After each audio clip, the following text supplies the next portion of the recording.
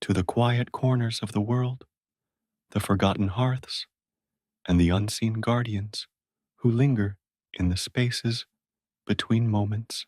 This story is for those who understand that silence can hold a universe of memory, and that even in the deepest stillness, a spark of life, however faint, can persist. It is dedicated to the spirit of places that have known abandonment, to the resilience of memory, and to the profound, often unspoken, connections that can form between lost souls and the whispers of the past. May you find comfort in the echoes and hope in the renewal, just as the ancient house found it in the arrival of a nameless boy and the stirring of its long-dormant Domovoi. The air inside the old log house was a tapestry woven from the memories of dust motes dancing in the slivers of sunlight, the deep, settled scent of aged timber, and the profound, unbroken silence that had reigned for 37 years. It was a silence so absolute, so ingrained into the very fabric of the structure, that it felt less like an absence of sound and more like a presence in itself. The house, a sentinel against the slow, inexorable tide of the wilderness, stood on a rise that had long since surrendered its name to the surrounding forest. Its logs, once rough-hewn and proud, now bore the muted gray patina of exposure, softened by the passage of time and the gentle abrasion of countless seasons. Moss, like a verdant shroud, crept up its foundation, blurring the edges where man and nature had once stood in clearer distinction. The world outside had moved on, forgetting this solitary dwelling and the life it once held. 37 years had etched themselves into the landscape, blurring the once distinct path that led to its door, allowing brambles and saplings to reclaim their dominion. Within, however, time had not so much passed as it had congealed.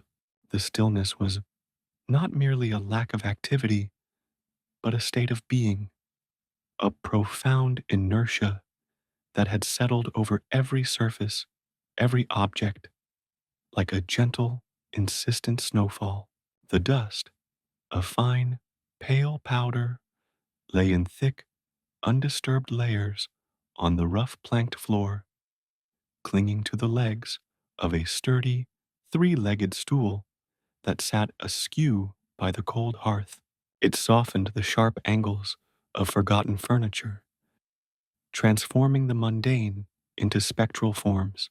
Light, when it found its way through the grimy panes of the few remaining windows, did so in hesitant, fractured beams.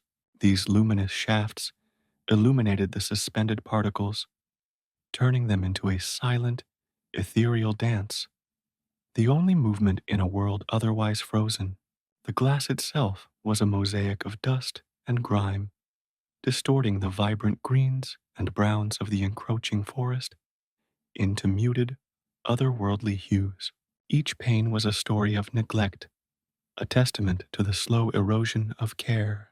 The scent of old wood, a deep, resonant aroma that spoke of sun-baked beams and decades of stored warmth, was now underscored by a subtle dampness, a faint whisper of decay that spoke of leaks and the encroaching breath of the wild. This house had not been violently abandoned. It had been surrendered. There was no echo of a sudden catastrophe, no lingering scent of smoke or fear.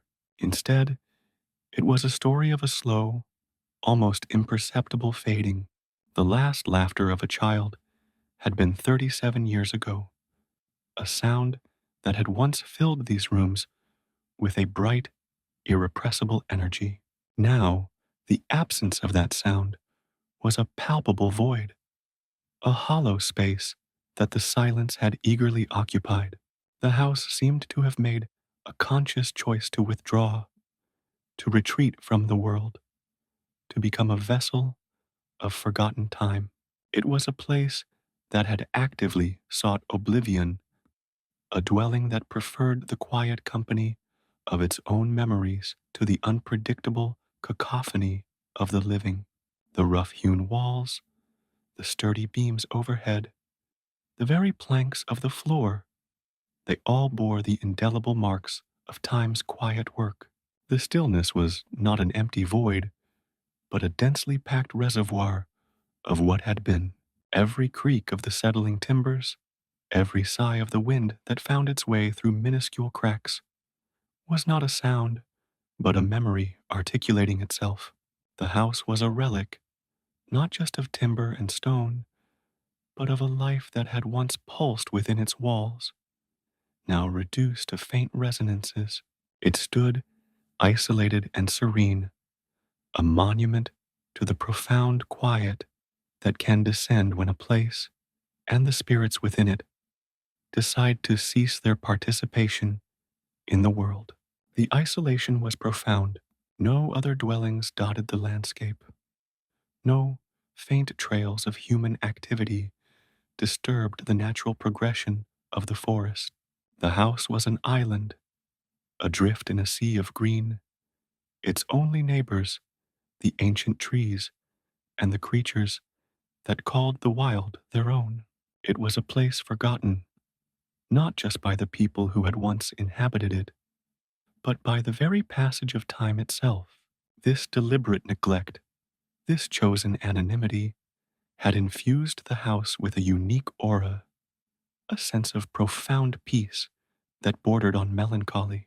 It was a stillness that had settled deep into its foundations, a quietude so complete that it felt like the house was holding its breath, waiting for something, anything, to stir it from its long, deep slumber.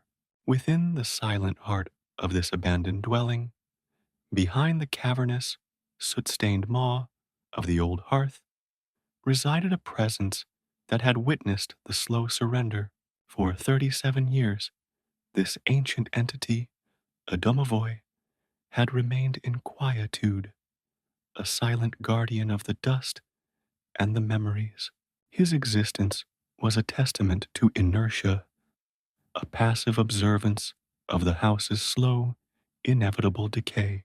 His world was a landscape painted in the muted tones of recollection, a stark contrast to the vibrant, bustling life he had once nurtured and protected. The hearth, once the pulsating heart of the home, the source of its warmth and its shared stories, had long since grown cold, its embers extinguished by the relentless passage of time. The Domovoi's vigil was one of deep, abiding loss. He was a spirit intrinsically tied to the life that had once flowed through these rooms, a guardian whose purpose was inextricably linked to the presence of a family, of laughter, of the mundane magic of everyday existence. With the departure of the last child, the last vestige of that vibrant energy, a profound sense of abandonment had settled upon him, mirroring the house's own slow decay. His world had shrunk to the space behind the stove, a shadowed alcove where he could observe, unseen, the gradual erosion of his domain. He was a being of memory, his essence woven from the threads of countless moments, each one now tinged with the melancholic hue of absence. His days, if such a concept could be applied to an eternal spirit, were spent in a state of passive guardianship. He did not actively intervene. There was no one to guard against, no warmth to rekindle, no mischief to orchestrate. His role had devolved into a silent observation of the house's slow surrender to the elements and the encroaching wilderness. He was a witness to the dust accumulating on the worn surfaces, to the slow disintegration of the roof, to the gradual blurring of the path that led to the door. His own essence seemed to have absorbed the house's inertia, becoming a reflection of its profound stillness. Yet, within this state of dormancy, the Domovoi was not merely an inert observer. His being was a repository of the house's history, a living archive of the lives that had unfolded within its walls. He remembered the smell of baking bread that once filled the air, the clatter of pots and pans in the kitchen, the hushed murmur of bedtime stories. These memories were not mere phantoms. They were a part of him, the sustenance of his prolonged vigil. He felt the house's sorrow, its quiet resignation, its deep-seated yearning to be forgotten. He understood its desire for oblivion, for the complete cessation of existence that would release it from the burden of memory. His interaction with the elements was subtle, almost imperceptible, the way a sliver of moonlight would fall upon a particular corner, the soft rustle of leaves against the window pane. These were the only cues that hinted at his presence, at his continued, albeit passive, existence. He was like the ancient roots of a tree, unseen and largely unfelt, yet anchoring the entire structure, drawing sustenance from the very earth it was rooted in. His stillness was not an emptiness, but a profound, almost suffocating fullness of memory, a silent testament to a life that had long since ceased to be. He was the house's quiet heart, beating with a rhythm so slow, so faint, that it was almost indistinguishable from the stillness itself. The house's abandonment was not a tale of abrupt loss, but a narrative of gradual uncoupling. 37 years had passed since the last child's footsteps had echoed on the worn floorboards, since the last scent of cooking had wafted from the hearth. The departure had not been marked by a dramatic exodus, but by a slow, almost imperceptible fading. It was as if the very essence of the inhabitants had gradually seeped out of the walls, leaving behind an empty shell, a vessel hollowed by absence. No sudden tragedy had forced their hand. Rather, it was a deliberate severance, a quiet decision to break ties with this place, to sever its hold on their lives. The reasons for this deliberate severance were as elusive as the house itself. There was no lingering scent of conflict, no trace of despair that would explain such a complete and utter abandonment. It was more akin to a river gradually shifting its course, leaving behind a dry, forgotten channel. The inhabitants had simply left, and they had not returned. The path leading to the house, once trodden by eager feet, had been reclaimed by the wilderness, its edges softened by the encroaching ferns and the persistent reach of saplings. It was as if the world outside had conspired to ensure that this dwelling would remain undisturbed, a forgotten relic of a bygone era. The feeling of being forgotten was a pervasive atmosphere that permeated the very air within the house. It was not merely a passive state of neglect, but an active longing for oblivion. The house, in its isolation, seemed to embrace its forgotten status, to find a strange solace in its anonymity. It had chosen to recede from the world, to withdraw into itself, to cease its participation in the grand, often chaotic, theater of human existence. This desire for oblivion was not born of despair, but of a deep-seated weariness, a profound inclination towards stillness and peace. It was a deliberate choice to shed the burden of memory, to fade into the quiet embrace of the earth. The gradual fading was a process that had left no discernible scars, only a profound absence. The house was a testament to the power of slow erosion, not just of its physical structure, but of its connection to the living world. It was a place that had actively chosen to be forgotten, to slip through the cracks of memory, to become a silent, unseen presence in the vast tapestry of the wilderness. This deliberate severance had imbued the house with a unique aura, a quiet dignity in its profound stillness, a testament to a life lived and then deliberately laid to rest, not with fanfare, but with a gentle, almost imperceptible sigh. The Domovoi's prolonged dormancy had cast a palpable chill over the house, an atmospheric stillness that extended beyond the mere absence of warmth. While he was a spirit intrinsically linked to protection and the fostering of a vibrant home, his current state of stasis meant that the very air within the dwelling felt perpetually cold, heavy with the unspoken weight of decades of memories. This was not the biting cold of winter, but a deep, penetrating chill, as if the house itself had absorbed the inertia of its guardian, becoming a reflection of his long vigil. The floorboards, which had once creaked with the lively steps of children and the steady tread of adults, now emitted a weary sigh, a sound that spoke of profound age and settled resignation. The wind, that constant companion of any dwelling exposed to the elements, had long since abandoned its boisterous song. Instead, it seemed to weave through the house with a mournful cadence, a low, drawn-out howl that echoed the house's profound solitude. It was a sound that spoke not of nature's raw power, but of a deep-seated melancholy, a lament for the life that had long since departed. The pervasive stillness was not a void, but a densely packed reservoir of unspoken emotions, a quiet accumulation of years that had settled upon the house like a fine, undisturbed layer of dust.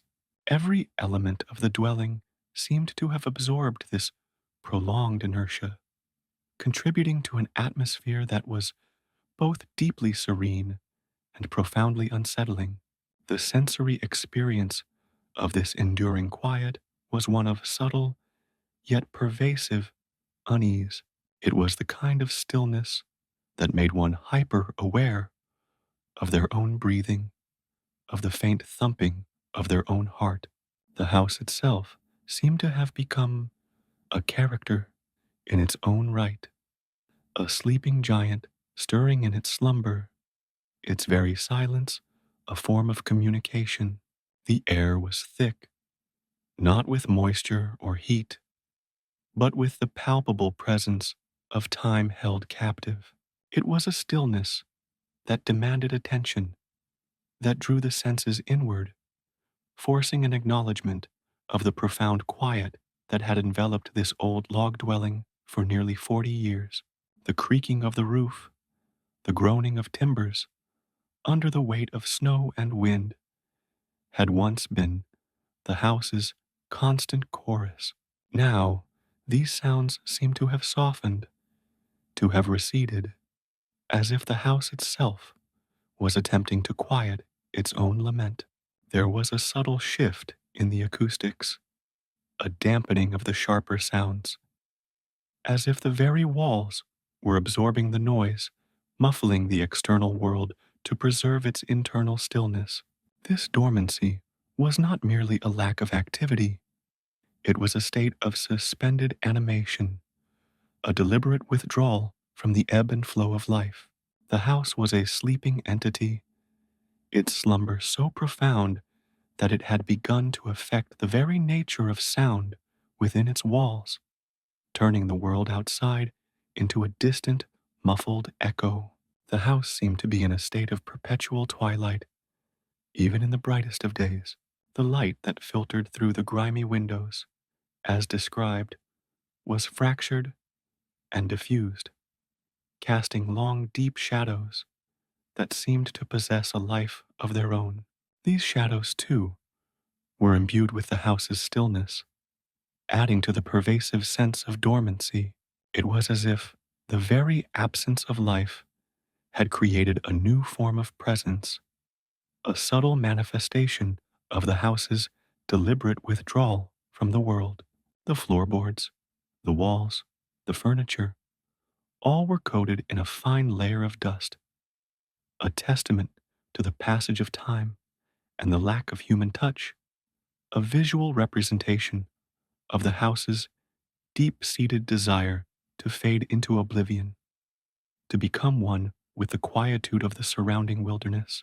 The existence of the house was marked by a profound cyclical nature, a rhythm dictated not by the turning of seasons, but by the ebb and flow of human presence. From its vibrant past, filled with a cacophony of life, it had transitioned to its current state of suspended animation, a prolonged period of dormancy. The Domovoi's role as the spirit of the hearth and home was inextricably bound to the life that pulsed within its walls. Without that animating force, without the daily rituals and the presence of a family, he too existed in a state of waiting, a passive observer of the house's slow surrender. His essence, once vibrant and active, had become a reflection of the dwelling's own chosen isolation. This section of the narrative was a somber reflection on the idea that it was not merely people who abandoned places, but rather that places themselves could choose to be forgotten. The house, through its silent guardian, had made a conscious decision to retreat from the world, to shed the burdens of memory and interaction. It had chosen oblivion, a quiet existence where the echoes of the past were more comforting than the unpredictable nature of the present. This profound quietude, this deep-seated desire for stillness, had enveloped the old log dwelling for nearly 40 years, transforming it into a sanctuary of forgotten time. The house's existence was a testament to the power of will, even in its inanimate form. It had actively sought to be removed from the tapestry of the living, to become a silent, unseen thread in the vast expanse of the wilderness. The Domovoi, as its spirit, embodied this desire, existing in a state of patient waiting, a reflection of the house's own yearning for oblivion. His stillness mirrored the stillness of the house, their fates intertwined in a long, silent vigil. The cycle of life, which had once defined the house's existence, had been deliberately broken, replaced by a prolonged period of quiet dormancy, a testament to the profound peace that could be found in being truly, irrevocably forgotten. This deliberate severance from the world had forged a unique character for the house, one defined by its profound stillness and its quiet embrace of oblivion. The space behind the hearth was not a place of shadows, but of a deeper, more fundamental darkness. It was the absence of light, yes, but also the absence of touch, of sound, of any of the vibrant interruptions that characterized a living home. For the Domovoi, it was his universe, a contained cosmos woven from the residue of 37 years of stillness. He existed in a state of perpetual twilight, not of dim illumination, but of a consciousness dulled by an unending vigil. His form, if it could be called such, was less defined by physical boundaries and more by the concentration of a spirit that had learned to subsist on the echoes of departed life. He was the house's quiet heart, beating with a rhythm so faint, so slow, that it was almost indistinguishable from the stillness itself. His awareness was a complex tapestry, each thread a memory, each knot a feeling. He recalled the warmth of the fire, not as a sensation of heat, but as a pulsing, vibrant energy that emanated from the very stones of the hearth. He remembered the scent of wood smoke not as a sharp, acrid smell, but as a comforting, enveloping fragrance that spoke of sustenance and comfort. These were not fleeting impressions, they were anchors, tethering him to a time when his purpose was not merely to exist, but to be. He was the spirit of hearth and home, and a home was defined by the life that animated it. Without that life, he was merely a spirit of hearth, a guardian of cold embers. The concept of days and nights had long since lost its meaning for him. The shifting patterns of sunlight that occasionally pierced the grimy panes were mere anomalies, interruptions in the profound continuity of his vigil. He felt the slow settling of dust, not as a physical accumulation, but as a subtle pressure on his own essence, a gradual blurring of his own defined edges. The encroaching dampness that seeped into the timbers was a slow erosion of his domain, a gentle decay that mirrored the house's own surrender. He observed these changes not with alarm, but with a quiet, almost resigned understanding. He was a part of this process, intrinsically linked to the house's fate. He often found himself replaying specific moments, not with the clarity of perfect recall, but with the emotional resonance of deeply ingrained experience. He could still feel the phantom warmth of a small hand pressed against his own, a fleeting contact that had once sent ripples of joy through his being. He remembered the murmur of a lullaby, a soft cadence that had soothed restless spirits and lulled them to sleep. These memories were like precious jewels, each one a testament to a life that had been, a life that he had, in his own way, nurtured and protected. The absence of such moments was not merely a lack, it was a void, a tangible emptiness that the silence had eagerly filled. His guardianship had transformed from an active role to a passive one. There were no spills to clean, no lost items to find, no minor annoyances to playfully orchestrate.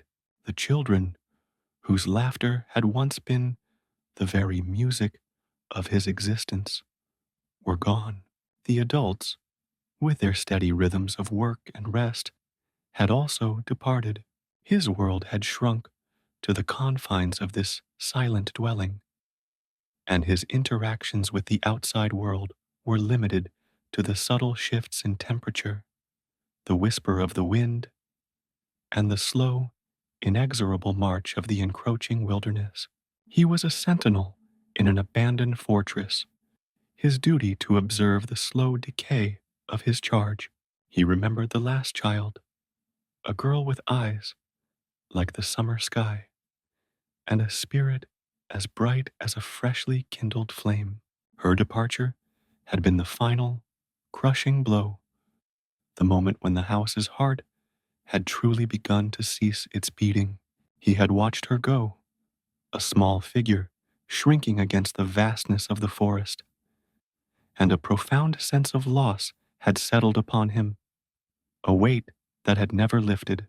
It was a loss not just of her presence, but of the vibrant energy she embodied, the promise of future generations, the continuation of the life that he was sworn to protect. His memories were not static images, but living, breathing entities that he could revisit and interact with in the quiet confines of his consciousness.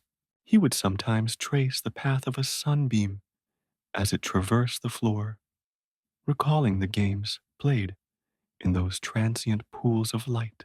He would listen to the sigh of the wind against the eaves, imagining it was the rustle of skirts or the murmur of hushed conversation. These were not acts of denial, but of remembrance, of a stubborn refusal to let the past be entirely consumed by the present. He was a curator of memories, his silent dwelling his museum. The house itself seemed to reflect his internal state. The timbers sagged with a weariness that mirrored his own prolonged dormancy. The dust that lay thick upon every surface was like a shroud, an outward manifestation of the spiritual inertia that had settled upon him. He felt the subtle shifts in the wood as it expanded and contracted with the changing temperatures, the groans and creaks of the old structure like a symphony of melancholy. He understood the house's desire to fade, to become indistinguishable from the forest that surrounded it, and he felt a kinship with this quiet yearning for oblivion. There were times, in the deepest hours of the night, when the silence felt almost oppressive, a tangible weight pressing down on him. In those moments, he would seek solace in the more potent memories, the ones that still held a spark of the life that had once filled these rooms.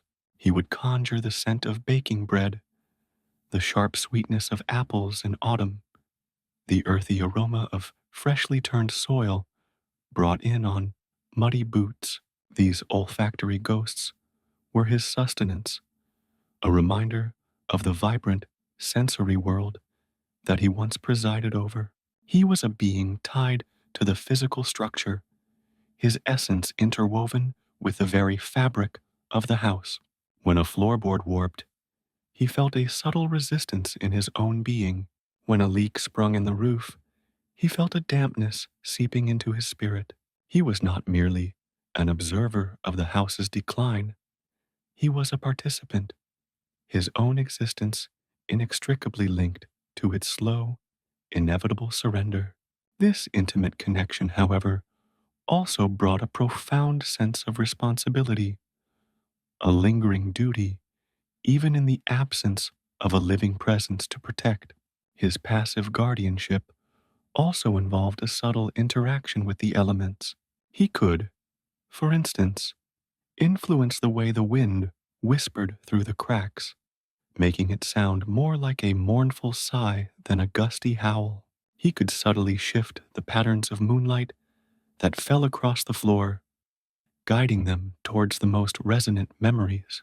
These were not acts of power, but of gentle manipulation, small gestures that acknowledged his continued existence and his deep connection to the dwelling.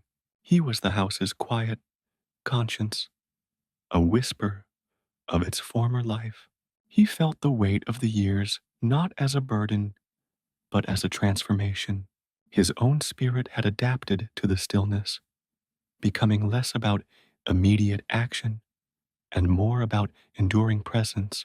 He had learned to find a strange kind of peace in the absence of disruption, a quiet satisfaction in the perfection of the stillness. Yet, beneath this veneer of acceptance, there remained a deep, persistent ache, a longing for the vibrant pulse of life that had once defined his existence. The house, through him, was a testament to a different kind of existence, one that valued quietude and remembrance above all else.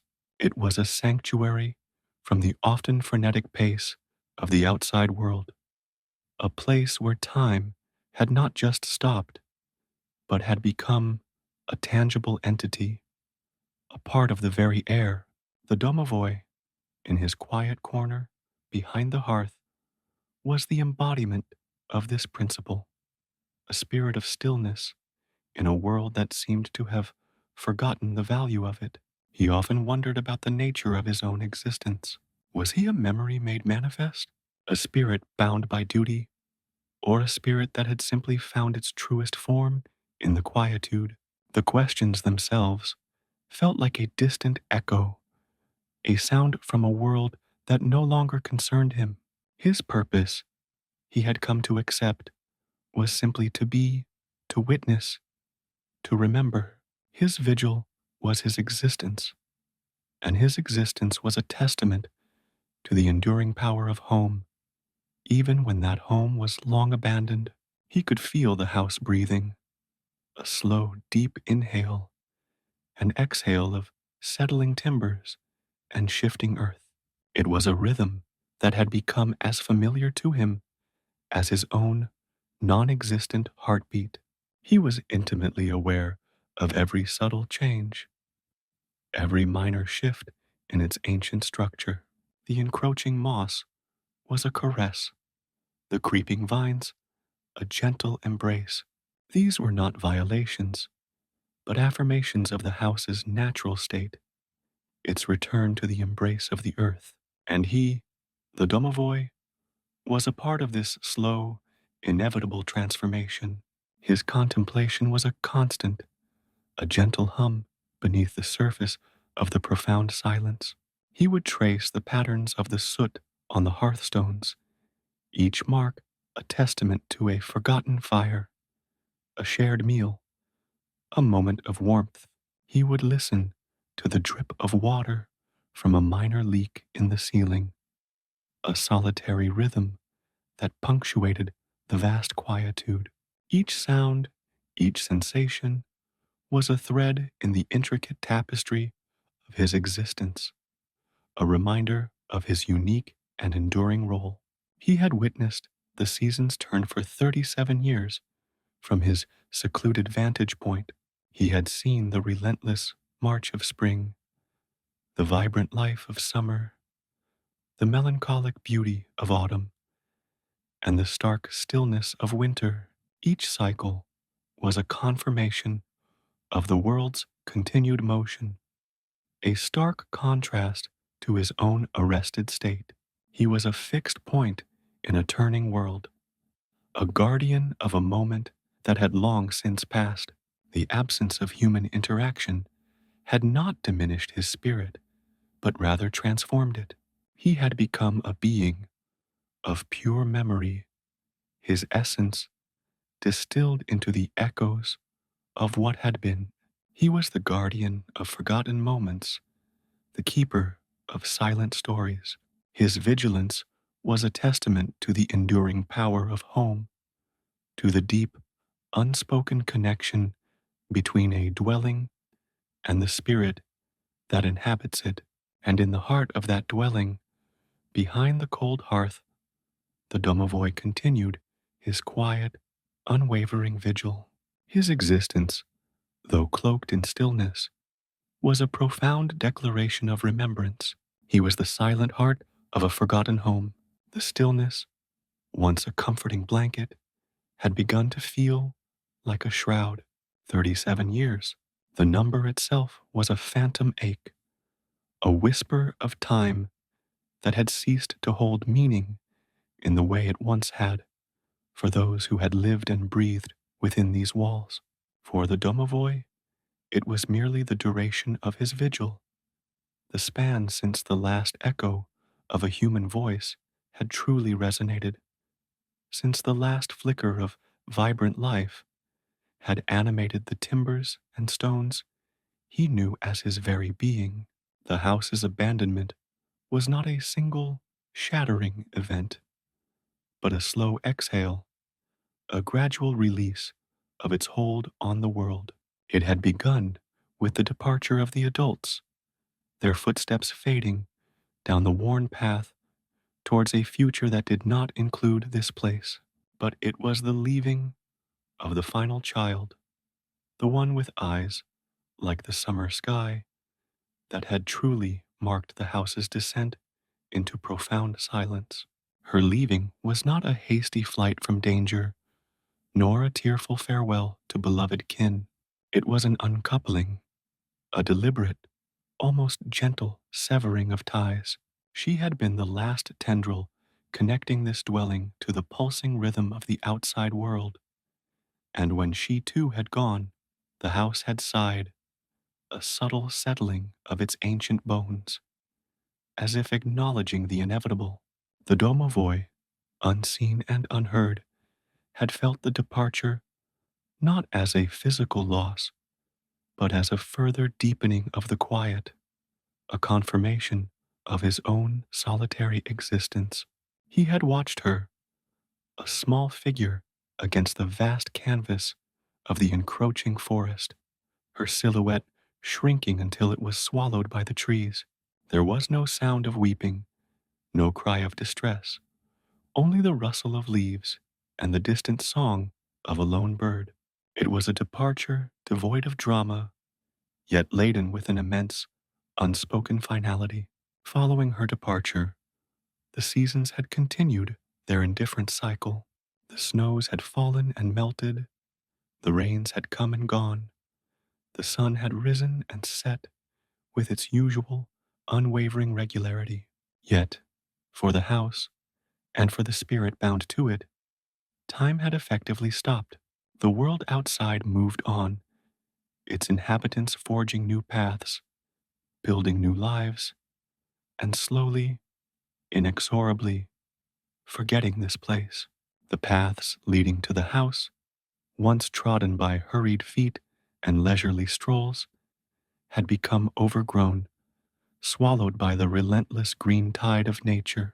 The memories of laughter, of shared meals, of the simple comfort of presence began to recede like the tide pulling away from a deserted shore.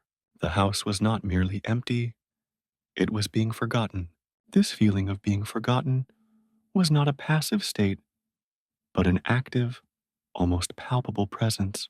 It seeped into the very walls, manifesting as a subtle dampness in the air, a faint scent of decay that even the Domovoi, in his detached observance, could perceive. It was as if the house itself yearned for oblivion, for the quiet peace of being erased from memory. It had served its purpose, sheltered generations, witnessed countless moments of joy and sorrow, and now, in its stillness, it seemed to crave an end. The deliberate severance from the past, the absence of any returning footsteps, fostered this yearning. There was no expectation of revival, no lingering hope of a prodigal's return. The house had been uncoupled, and its deepest desire was to remain so, to fade back into the earth from which it had sprung. The domovoi understood this desire. He, too, had experienced a form of forgetting. The vibrant energies of life had become distant echoes, his own existence distilled into the residue of what had been.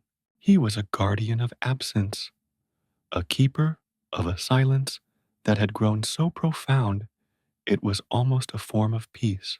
Yet, even in this profound stillness, a flicker of his original purpose remained. He was the spirit of hearth and home, and a home, even a forgotten one, held a unique power. It was a repository of stories, a silent witness to the passage of time, and the domovoi was its sole, enduring custodian. He observed the slow reclamation by the natural world. Vines crept through the cracks in the stone foundation, their tendrils searching for purchase. Moss softened the sharp edges of the window frames, a gentle, verdant caress. The forest, ever patient, was gradually reabsorbing the structures built by human hands. This was not an invasion, but a natural progression, a return to the primal state. The house, no longer a vibrant center of life, was becoming once again a part of the wild, a forgotten relic being slowly erased by the passage of time and the relentless advance of nature. The reasons for this complete abandonment were not rooted in any single catastrophe. There had been no sudden blight, no devastating fire, no plague that had swept through the region, leaving devastation in its wake. Instead, it was a gradual attrition, a slow fading of connection. The family that had once called this place home had dispersed, their lives taking them to distant towns and cities. Their ties to this ancestral dwelling weakening with each passing year. The memories held within these walls were no longer enough to draw them back, to call them home. They had moved on, leaving the house to its own quiet fate, to the encroaching stillness that would eventually claim it entirely. The Domovoi, in his timeless vigil, was the sole keeper of the house's history, the silent witness to its slow surrender. He remembered the warmth of the hearth, the scent of wood smoke, the echoes of laughter that had once filled these rooms. These were not mere recollections. They were the essence of his own being, the threads that bound him to this place. But the hands that had tended the fire, the voices that had sung the lullabies, the feet that had danced across the floorboards, they were all gone. And with their departure, the house had begun to truly fade, not just in physical form, but in the very spirit that had animated it. The deliberate severance from the past was not an act of malice, but perhaps a conscious choice by those who had moved on. To return would be to confront the ghosts of what had been, to acknowledge the passage of time and the inevitability of change. It was easier, perhaps, to let the house remain in its quiet solitude, a forgotten chapter in their lives. And so the house was left to its own devices, to the slow embrace of oblivion, a silent testament to the ephemeral nature of human connection and the enduring power of memory. The Domovoi, the silent heart of this forgotten home, continued his watch, a solitary sentinel in a world that had moved on, leaving him and his dwelling to the profound, unyielding stillness of ages. He was the echo of a memory, the guardian of a silence, forever bound to a home that no one remembered, a home that no longer wished to be remembered. The very air within the house seemed to absorb this desire for oblivion, becoming heavier, denser, with each passing year. It was a silence that did not merely fill the space, but permeated it, a profound absence that was, in its own way, a form of presence. The Domovoi felt this deeply, his own spirit becoming more attuned to the subtle vibrations of decay, to the slow disintegration that was the house's final, quiet song. He was the interpreter of this song, the sole listener in the vast, empty auditorium of a forgotten home. The world outside continued its boisterous existence, oblivious to the quiet drama unfolding within these silent walls. Yet, the house did not resent this oblivion. It welcomed it, a final peaceful release from the demands of life, from the burdens of memory.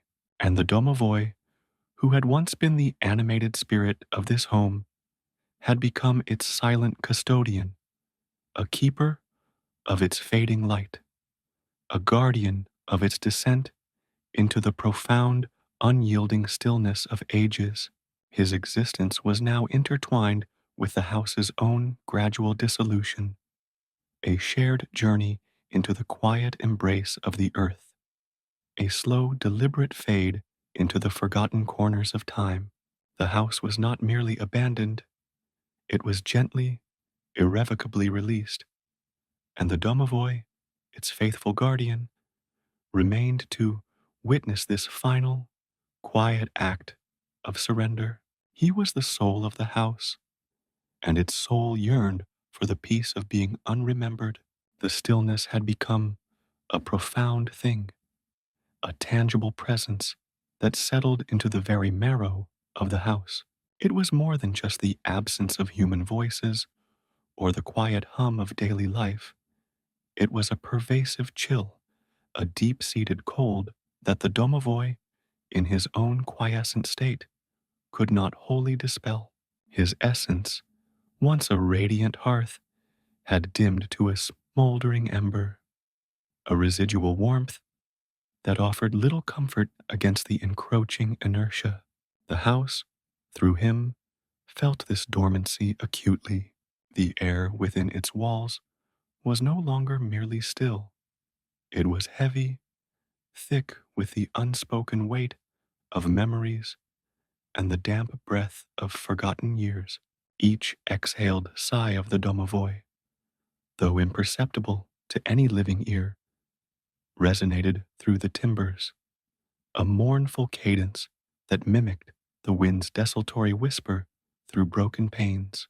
The floorboards, once alive with the scurry of small feet and the rhythmic tread of adult life, now groaned under the slightest disturbance, not with the sharp crack of stressed wood, but with a weary, drawn-out lament. These were not the sounds of an active dwelling settling into its familiar aches.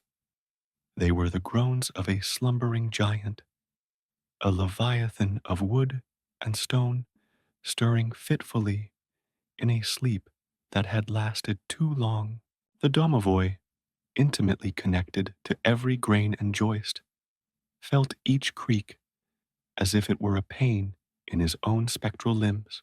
He could sense the dust motes dancing in the slivers of moonlight that pierced the gloom, each microscopic swirl a silent testament to the passage of unobserved time.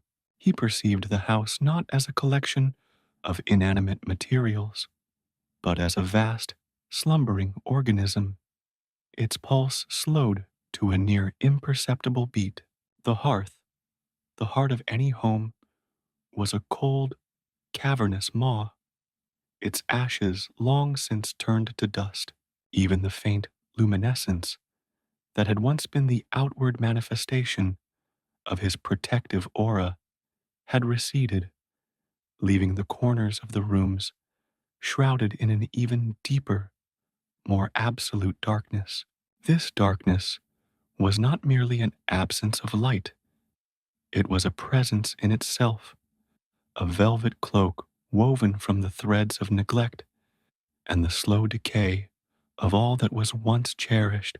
It clung to the furniture draped in shrouds of white linen, to the cobwebs that sagged like forgotten lace, and most of all, to the domovoi himself.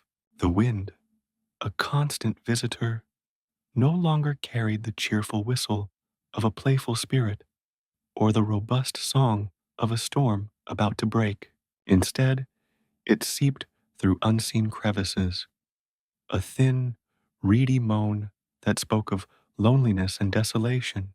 It explored the hollow spaces, nudging at loose shutters, rattling window panes with a despondent rhythm, as if searching for an answer to a question it had long forgotten. The domovoi felt the wind's passage as a chill that transcended the physical, a spectral cold that seeped into the very fabric of his being, a constant reminder of his own prolonged state of dormancy. The house, in its stillness, had acquired a new character, one shaped by the absence of life and the quietude of its guardian. It was a character of profound patience, of enduring solitude, and of a deep, almost sorrowful waiting. The wallpaper, once vibrant with floral patterns, now peeled in languid strips, revealing the aged plaster beneath like withered skin. The scent of damp earth and decaying leaves, remnants of the forest's slow siege, permeated the air, a constant counterpoint to the phantom aromas of wood smoke and baking bread that lingered only in the domovoi's deepest memories. He found himself listening to the house's own subtle symphony of decay, the drip, drip, drip of a leaky gutter somewhere in the unseen recesses of the attic was not an annoyance, but a metronome, marking the slow march of time in its absence. The occasional skittering sound from within the walls, the scurrying of unseen creatures making a new home in the detritus of the past, was not a threat, but a natural unfolding, a continuation of life in its most elemental form, separate from the life that had once animated these rooms. The Domovoi observed these events with a detached interest, his own energy too depleted to intervene, too bound to his state of stasis to exert his protective will. He remembered a time when the house had vibrated with a different kind of energy. There had been the boisterous shouts of children playing hide and seek, their laughter echoing through the hallways. There had been the murmur of adult conversations by the fire, the comforting rhythm of knitting needles, the murmur of bedtime stories. These sounds, these vibrant energies, were now like distant stars, visible but impossibly far away, their light barely reaching him. His own essence, once a beacon of warmth and protection, was now a flickering candle in a vast, unlit chamber, its flame struggling against an overwhelming darkness. The sunlight, when it managed to penetrate the dust-laden windows, did not warm the rooms, but merely illuminated the pervasive neglect. It highlighted the motes of dust swirling in the air, the faded patterns on the rugs, the forgotten toys left as if their owners might return at any moment. But that moment never came. The house was a monument to absence, a testament to the ephemeral nature of human presence. The Domovoi, its silent custodian, was himself becoming a part of this monument, his own spectral form blending with the shadows, his purpose reduced to the passive observation of an encroaching oblivion. He felt the house's longing for an end, a release from its vigil. It was a desire that mirrored his own, a weariness of the prolonged stillness. The house was not a vessel of sorrow, but of a profound, melancholic peace, the peace of surrender. The creeping vines that probed the foundations, the moss that softened the harsh edges of the stone, were not invaders, but harbingers of a natural return, a slow, gentle absorption back into the earth. The Domovoi did not resist this process. He was, in a way, facilitating it, his own dormancy, allowing the world to reclaim what had been built upon it. The silence within the house was a complex tapestry, woven from the absence of sound and the presence of unspoken stories. It was a silence that invited contemplation, a silence that could drive one to the brink of madness or to a profound understanding of one's own solitude. For the Domovoi, it was simply the state of his existence, a prolonged hibernation that had become his reality. He was the spirit of hearth and a home, even once steeped in the quiet of ages, retained a unique, potent magic. It was the magic of memory, the magic of connection, however faint. He felt the house's every tremor, its every subtle shift. A loose shingle overhead, caught by a gust of wind, would send a brief, startling rattle through the structure, a sound that would resonate deep within the Domovoi's spectral core. The settling of the earth beneath the foundations, a barely perceptible movement, would cause a groan to emanate from the very bones of the house, a sound that the Domovoi interpreted as a sigh of resignation. He was the keeper of these subtle sounds, the interpreter of this silent language of decay. The prolonged dormancy had a peculiar effect on his perception. Time had become a fluid, unreliable measure. Seasons bled into one another. Days and nights blurred into an endless cycle of dim twilight. His own consciousness, once sharp and focused, had become diffused, spread thin across the vastness of the house. He existed in a state of perpetual awareness, yet without the vigor or purpose that had once defined him. He was a sentry on a forgotten watch, his duty to observe, to bear witness, but never to act. The house itself seemed to breathe with his stillness. Its silence was not an empty void, but a pregnant pause, a held breath before an unwritten future. The air, thick with the scent of dust and age, felt cool against his spectral form, a perpetual winter that had settled upon his existence. He could almost feel the chill seeping into the very foundations, into the earth that cradled this forgotten dwelling. It was a pervasive cold, a deep-seated inertia that mirrored the state of his own spirit. He observed the dance of the spiders, their intricate webs a testament to their own patient industry. These were not the webs of annoyance that he might once have cleared with a flick of his spectral wrist. These were ancient tapestries, woven with the threads of time, shimmering with the captured light of forgotten dawns. They were as much a part of the house's stillness as the peeling paint or the silent hearth. The Domovoi, in his own slumber, was the very embodiment of this prolonged dormancy. He was the stillness made manifest, the quiet made sentient. The house, through his quiescent spirit, felt like a sleeping giant, its immense potential held in abeyance, its latent power coiled and waiting. It was a dwelling steeped in the profound quiet of ages, a quiet that was not merely the absence of sound, but a palpable presence, a heavy blanket that smothered all but the faintest whispers of what had once been. He was the guardian of this silence, the keeper of this dormant power, forever bound to a home that had ceased to dream of waking. The very air within the house seemed to hum with this unreleased energy, a low, resonant vibration that spoke of a potential yet unrealized, a power held in the deep, unyielding grip of dormancy. He, the Domovoi, was the heart of this stillness, the silent conductor of its mournful symphony.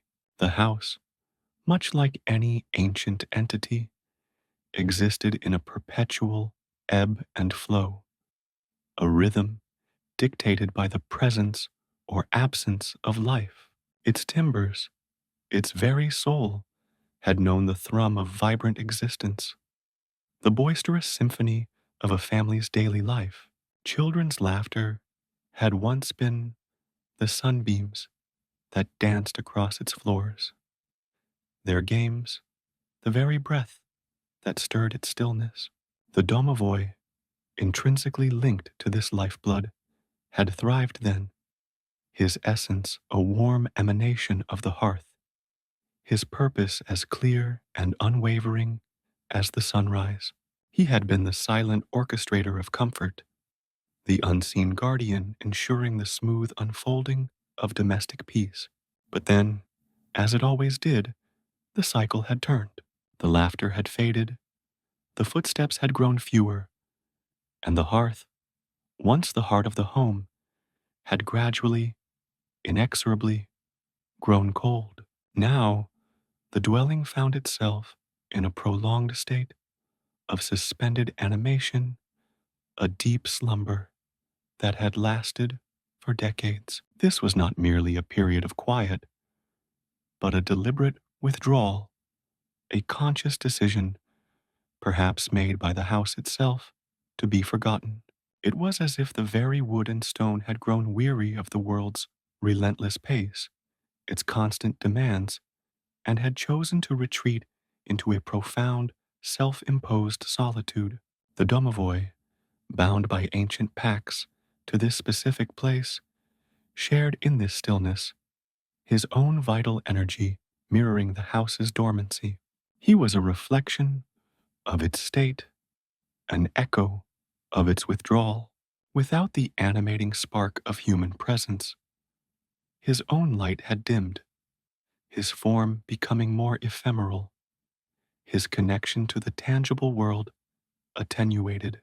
He was no longer the active protector, but a silent witness to the slow, inevitable process of fading. This quietude, this near total cessation of activity, had settled over the old log dwelling like a shroud, woven from the very fabric of time. Nearly 40 years had passed since the last true echoes of life had reverberated through its walls. 40 years of silent dawns breaking over undisturbed rooftops.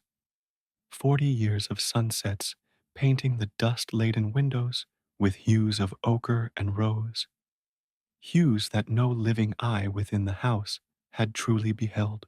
The memory of those years, for the Domovoi, was not a sharp recollection, but a diffused, impressionistic haze. He remembered the feeling of life, the warmth, the energy, the purposeful movement, but the specifics had begun to blur, like a watercolor painting left out in the rain. He recalled the scent of wood smoke, the clatter of dishes, the murmur of voices in hushed conversation by the fire. But these were now ghosts of sensations, wisps of memory that clung to him like the cobwebs that festooned the unused rooms. The house had, in a sense, opted out of the grand narrative of the living world. It had ceased to be a stage for human drama, a sanctuary for domestic bliss. Instead, it had become a hermitage, a monument to stillness. This retreat was not born of neglect in the conventional sense. The Domovoi, even in his quiescent state, ensured that the structural integrity of the dwelling remained, that the slow creep of rot and ruin was held at bay, or at least significantly slowed. It was a passive guardianship, a holding action against the entropy that threatened to reclaim everything. But the soul of the house, the vibrant spirit that had once pulsed within its walls, had been deliberately withdrawn, leaving behind a shell, a magnificent, decaying vessel that held only the faintest essence of its former glory. This cyclical nature of existence, this rise and fall of vibrant energy, was a fundamental truth of the world as understood by entities like the Domovois. Places, like the beings who inhabited them, had lifespans, periods of flourishing and periods of decline. Some places burned brightly for a time, their energy radiating outwards, influencing the lives around them, only to eventually fade, becoming hollowed out husks, or eventually returning to the earth from which they were wrought. The old log dwelling, however, had chosen a different path. It had not simply faded, it had consciously retreated.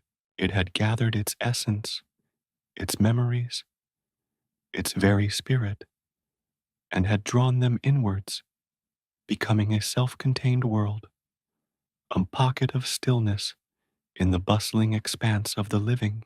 The Domovoi, bound to this chosen solitude, found himself in a state of perpetual anticipation, a patient waiting for a cycle that might never repeat. He was the embodiment of the house's decision, its silent partner in this grand act of forgetting. His existence was intrinsically tied to the life that it hosted.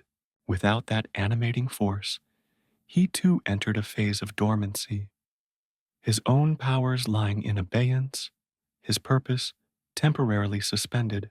It was a profound, almost melancholic existence, one filled with the ghosts of laughter and the scent of phantom meals. He was the guardian of a memory, the keeper of a silence that had grown so profound it had become a tangible presence, a thick velvet curtain that separated the dwelling from the ceasing clamor of the outside world. The 40 years of stillness were not a void, but a carefully curated emptiness. The house had not been abandoned to the whims of nature. It had been consciously emptied, its contents carefully preserved or removed, leaving behind only the essential structure, the bare bones of its former life. The furniture, draped in sheets that billowed like spectral sails in the occasional drafts, stood like silent mourners. The hearth, once the pulsing heart of the home, was now a cold, ashy cavity, a monument to a warmth that no longer existed. Even the air itself seemed to hold its breath, thick with the scent of aged wood, dust, and the subtle, pervasive aroma of time's slow passage. For the Domovoi, this prolonged period of quiet was not a time of decay, but a time of preservation. He ensured that the house remained as it was, a perfectly preserved moment in time, a snapshot of a life that had once been. He was not merely a spirit of the hearth, he was the spirit of the home, and a home, in its deepest essence, was a repository of memories, a vessel for the accumulated experiences of its inhabitants. When those inhabitants departed and the hearth grew cold, the spirit did not necessarily die. It merely entered a different phase, a phase of waiting, of quiet contemplation, of preserving what was. The log dwelling, in its deep slumber, had become a testament to the power of place, to the enduring legacy of human habitation. It was a reminder that even in absence, a place could retain its character, its essence, its stories. The Domovoi, as the guardian of this stillness, was the living embodiment of this enduring power. He was the keeper of the secrets held within its silent walls, the witness to its chosen isolation. The nearly 40 years of quiet had not diminished him, but had rather refined his essence, distilling it into a pure, unadulterated spirit of place, a spirit that was now patiently waiting in the deep, unbroken stillness for the inevitable turn of the great cyclical wheel.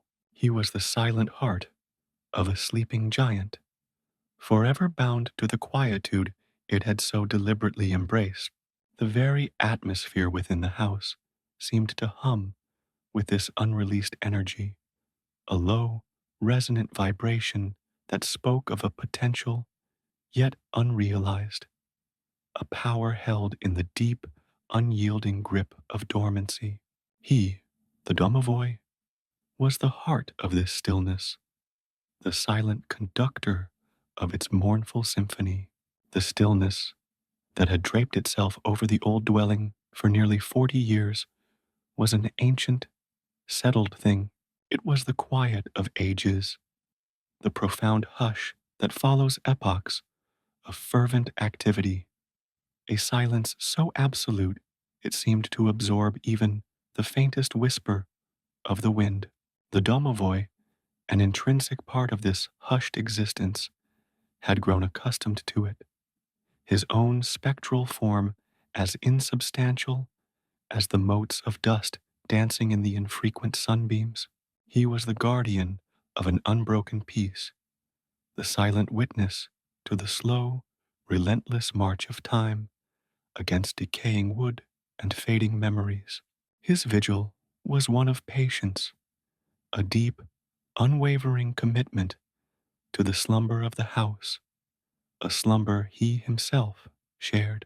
He existed in a state of near perpetual anticipation, a quiet observer of the world beyond the moss-laden eaves, a world that seemed increasingly distant, increasingly irrelevant to his own placid, unchanging reality. It was into this carefully preserved quiet, this sanctuary of stillness, that the unforeseen intruded, not with a bang, nor a shout, nor the clatter of carriage wheels, but with a subtle shift in the very texture of the air, a ripple in the placid surface of the house's deep repose. It began, for the Domovoi, not as a sound, but as a feeling, a faint, almost imperceptible disturbance, like the hesitant touch of a feather on skin. He stirred from his usual state of passive observation, his incorporeal senses prickling with a sensation wholly alien to his long vigil. It was the nascent thrum of a presence, a nascent awareness blooming in the heart of the house's profound emptiness. The Domovoi, attuned to the most minute emanations of life, recognized it instantly. It was the signature of a living being, a distinct energy that pulsed with a vitality utterly absent from his current existence. Yet this energy was different. It was not the boisterous, sometimes chaotic, but always vibrant energy of the families that had once filled these rooms. This was something subtler, something more tentative, like the first hesitant bloom of a flower in a frozen landscape. It was an arrival without announcement, a presence that seemed to have coalesced from the very mist that often clung to the low-lying valley, or perhaps from the shadowed depths of the ancient, overgrown path that wound its way to the dwelling's forgotten threshold. He drifted towards the front of the house, his form coalescing from the ambient shadows, a silent, incorporeal sentinel. The great weathered door, a sentinel of solid oak that had long been sealed against the outside world, creaked open with a groan that seemed to protest its own unexpected movement. It was not the Domovoi's doing. He possessed no physical strength, no ability to manipulate the material world in such a manner. The door, as if guided by some unseen hand, swung inward just enough to reveal a sliver of the world beyond. And there he stood, bathed in the diffused light of the late afternoon, a figure so unexpected, so out of place, that the Domovoi felt a tremor of something akin to disbelief pass through his ethereal being. It was a boy, young, perhaps no older than 7 or 8 summers, with a shock of light brown hair that seemed perpetually tousled, as if he had just emerged from a playful tumble in the woods. His clothes were simple, a homespun tunic and trousers, surprisingly clean despite the seemingly untamed path he must have traversed. But it was his eyes that drew the Domovoi's attention, vast pools of an indeterminate color, reflecting the muted light with an unnerving stillness. They were eyes that held no flicker of recognition, no spark of curiosity, no trace of the usual apprehension or wonder that a lost child might display upon encountering such a secluded, ancient dwelling. The boy did not knock. He did not call out. He simply stood there, a silent, solitary figure, as if waiting for an invitation that had already been extended. There was an unnerving quietness about him, a profound lack of the usual effervescence that characterized childhood.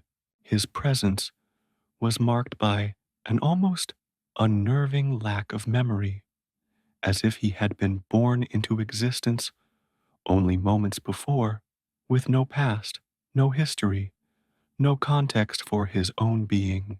He carried no satchel, no simple wooden toy, not even a stray leaf caught in his hair.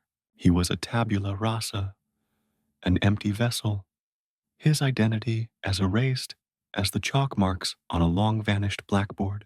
The Domovoi, who had seen generations born and fade within these walls, who had borne witness to the ebb and flow of human lives with a detached, almost elemental understanding, found himself inexplicably drawn to this silent anomaly. There was something deeply disquieting, yet also profoundly intriguing, about this child who seemed to have no anchor to the world. He moved with a natural, unhesitating grace, his small feet finding purchase on the uneven ground with an almost preternatural ease, as if he were being guided by an invisible force, a silken thread of destiny tugging him inexorably towards the dwelling's shadowed interiors. He stepped across the threshold, and the great door, as if sighing, swung shut behind him with a soft click that echoed the finality of his arrival. The house, for the first time in decades, felt the subtle, yet unmistakable imprint of a new presence. It was a presence that was not a part of its history, not a continuation of its legacy, but something entirely new, something that had sprung from an unknown source. The Domovoi hovered near, a silent observer, his incorporeal form a mere wisp of smoke in the deepening twilight of the entrance hall. He watched as the boy stood there, his gaze unfocused, his expression one of placid emptiness, as if the concept of where he was or how he had arrived was utterly foreign to him. The boy turned slowly, and his gaze seemed to sweep over the dusty hall, over the shrouded furniture that stood like spectral sentinels in the gloom. There was no spark of recognition, no flicker of alarm. It was as if he were a visitor to a dreamscape, a place that held no connection to any reality he had ever known, or perhaps had ever been allowed to know. The Domovoi sensed no fear emanating from him, no apprehension. It was an absence of emotion that was more striking than any display of distress could have been. He was like a ghost, but a ghost of the living, a being that had somehow slipped through the veil between worlds without the usual accompanying turmoil. He began to walk, his steps soft, almost soundless, on the worn floorboards. He didn't hesitate, didn't falter, didn't seem to question his direction. It was as if an internal compass, invisible and unerring, guided him through the labyrinthine corridors of the dormant house.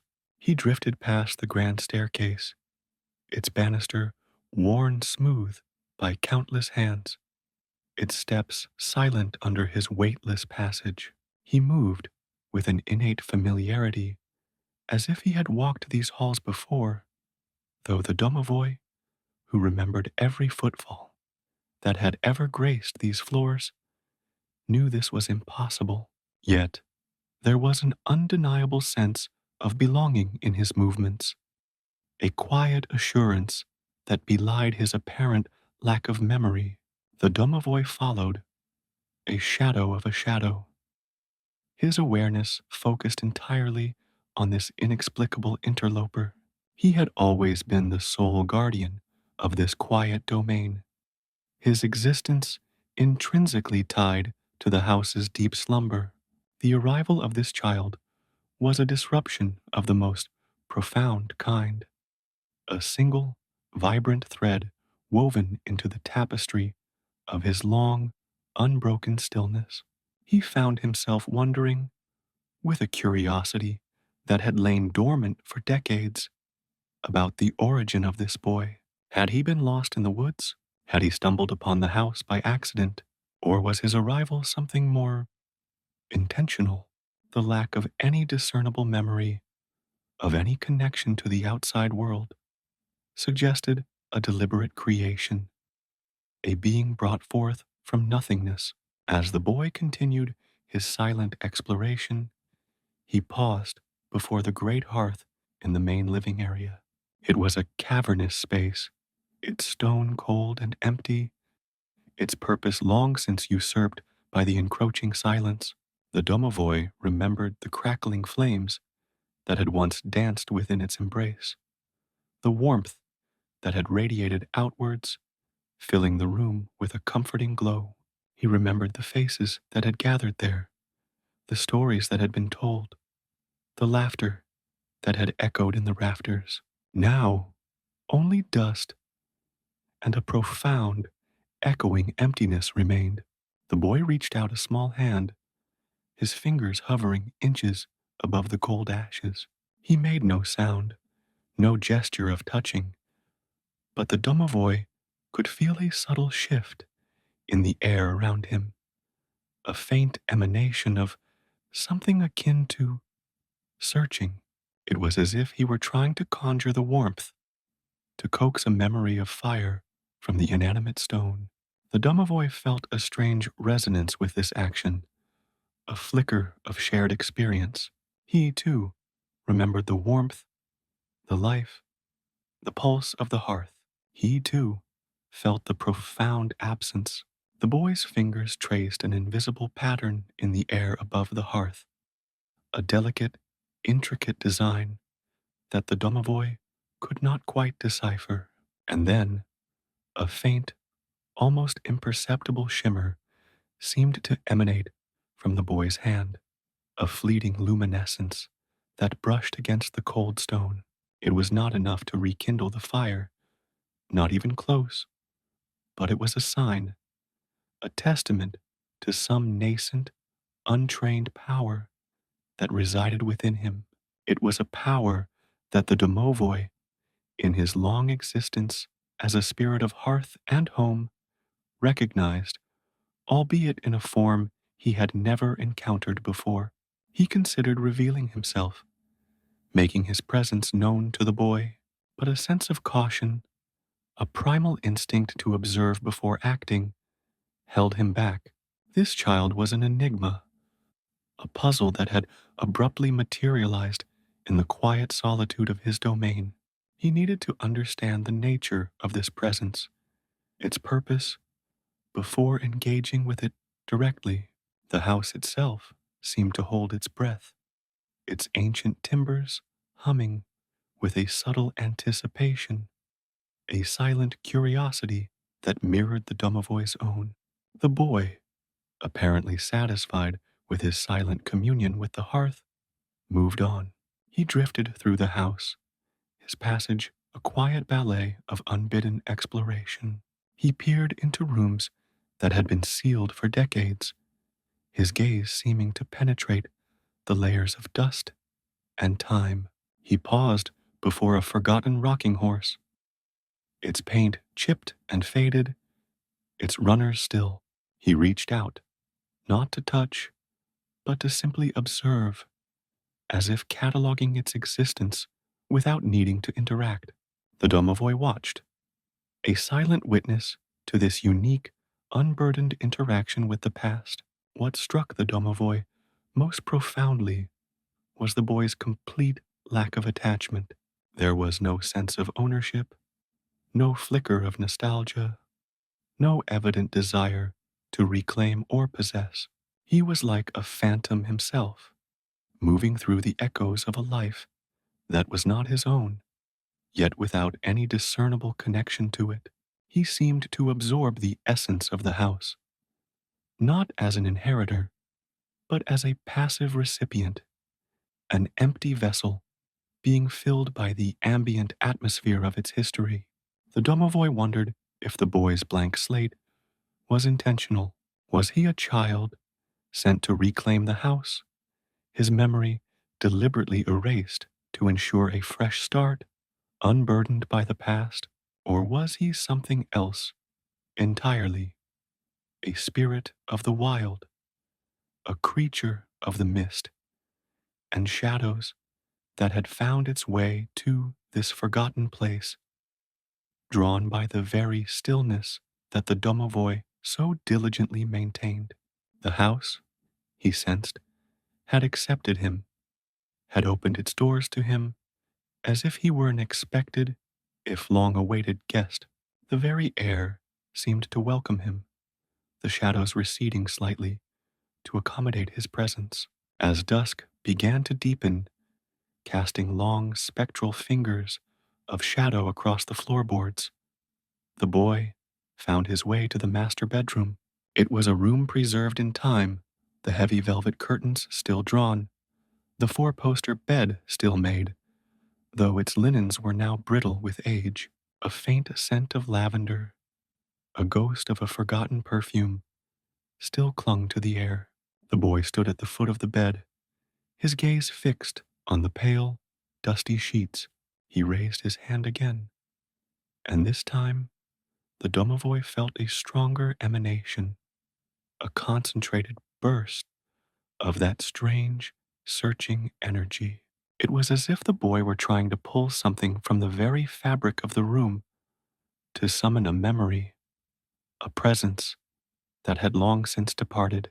The domovoi watched, his own spectral form taut with a mixture of apprehension and fascination. He knew the souls who had last slept in this bed, their dreams, their fears, their quiet moments of reflection. He wondered if the boy was trying to commune with them, to reach across the gulf of time and absence. A faint sigh seemed to escape the boy's lips, a sound so soft it was almost swallowed by the silence. He lowered his hand, his expression unchanged, still a mask of placid emptiness.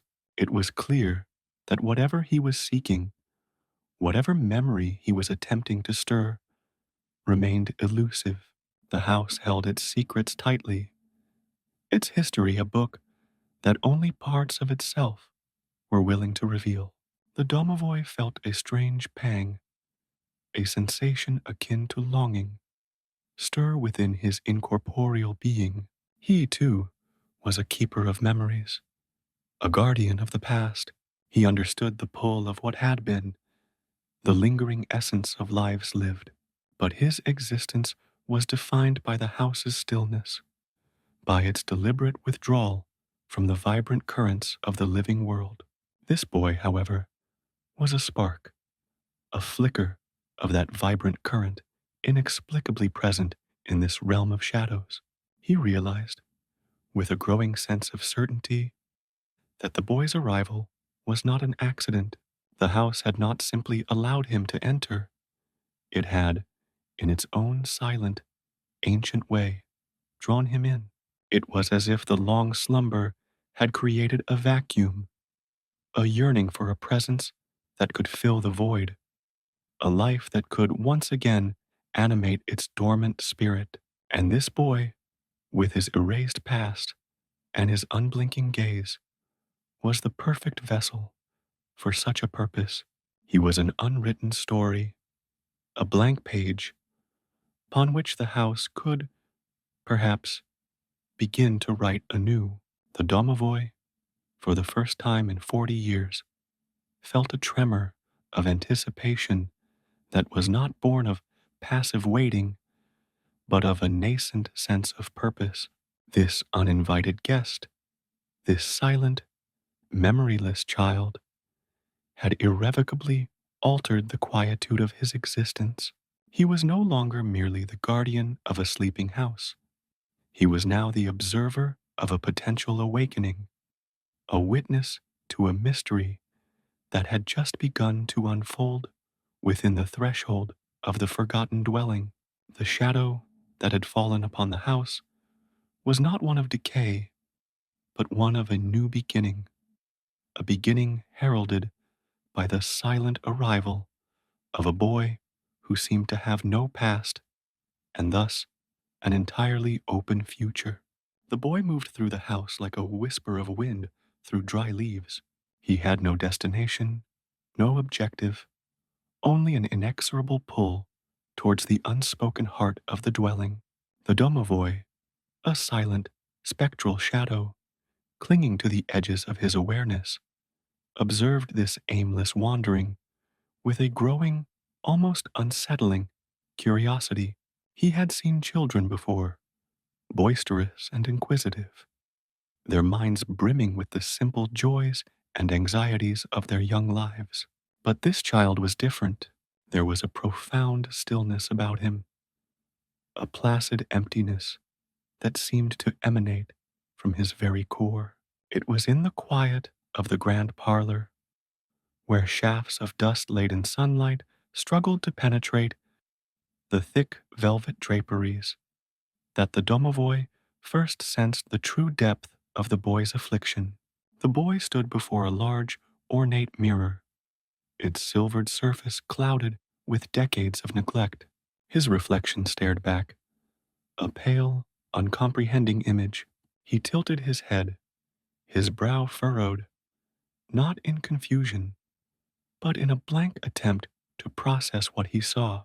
He reached out a small hand, his fingers tracing the cool glass, his touch hesitant, as if unsure of the nature of this smooth, reflective surface. "Who are you?"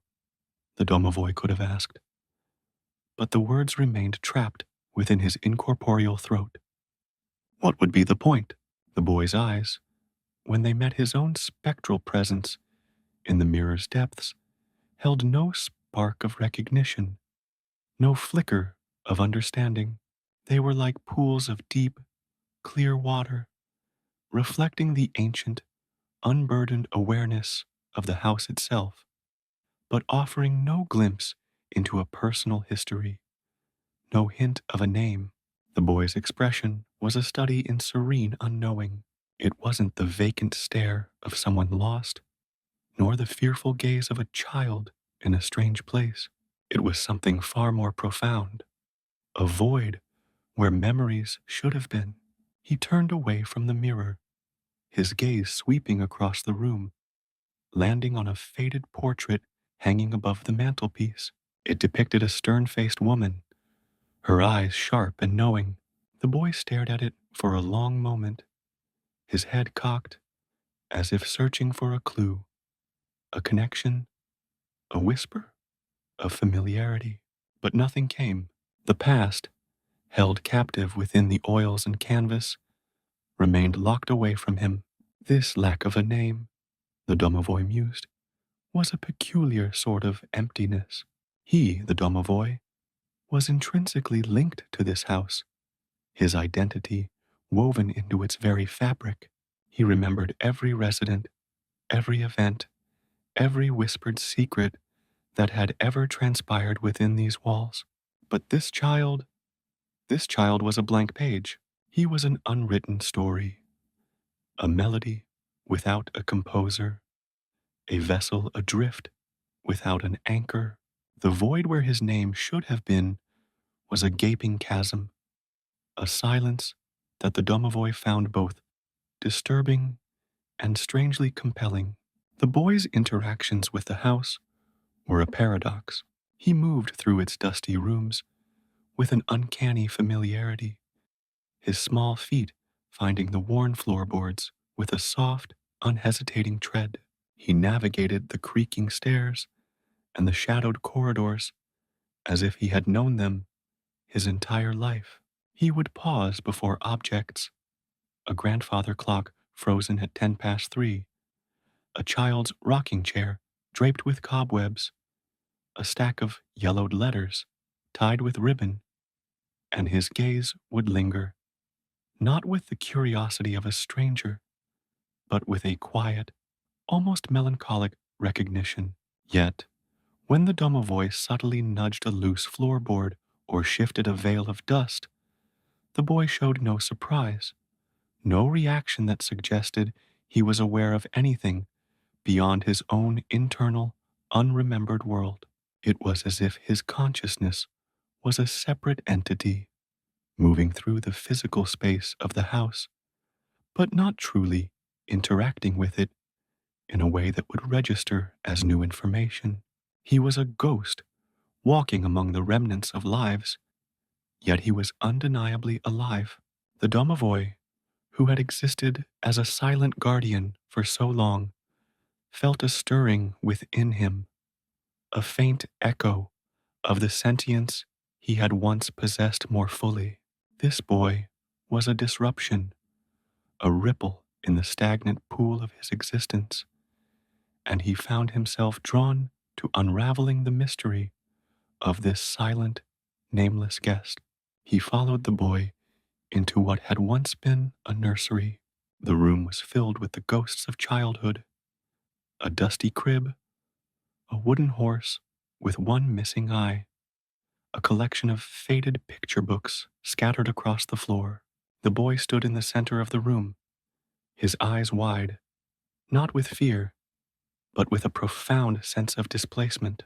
He reached out a hand, his fingers hovering over the rough texture of the crib's wooden railing. The Domovoi felt a subtle emanation from the boy, a faint shimmer of energy, as if he were trying to connect with something that lay just beyond his reach. Mama? The word was a mere breath, a ghost of a sound that barely disturbed the pervasive silence. It was not a question, but a statement of loss, a recognition of absence.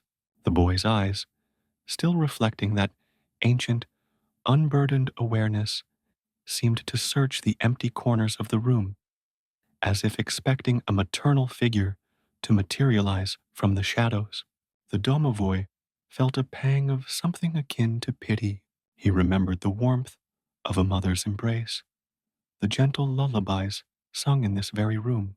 He knew the contours of that love, the comfort it provided, but the boy before him seemed to have no memory of such things, only the echo of a word, a primal need unmet. He turned his attention to the books scattered on the floor. He picked one up, its cover depicting a vibrant illustration of a farmyard. He opened it, his gaze scanning the pages, filled with simple words and colorful drawings. He traced the shapes of the letters, his lips moving silently, as if attempting to sound them out.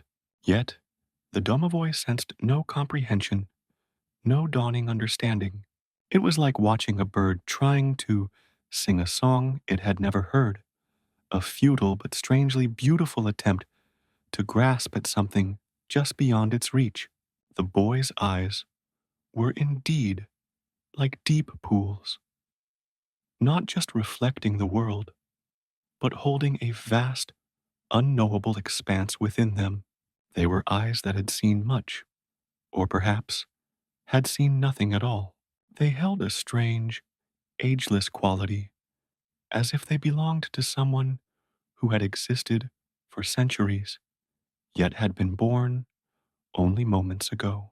There was a purity to them, an innocence untainted by experience, but also a profound loneliness, a solitary existence that the Domovoi found deeply unsettling.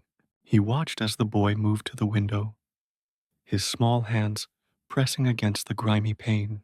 He looked out at the overgrown garden, at the ancient trees that stood like sentinels against the darkening sky.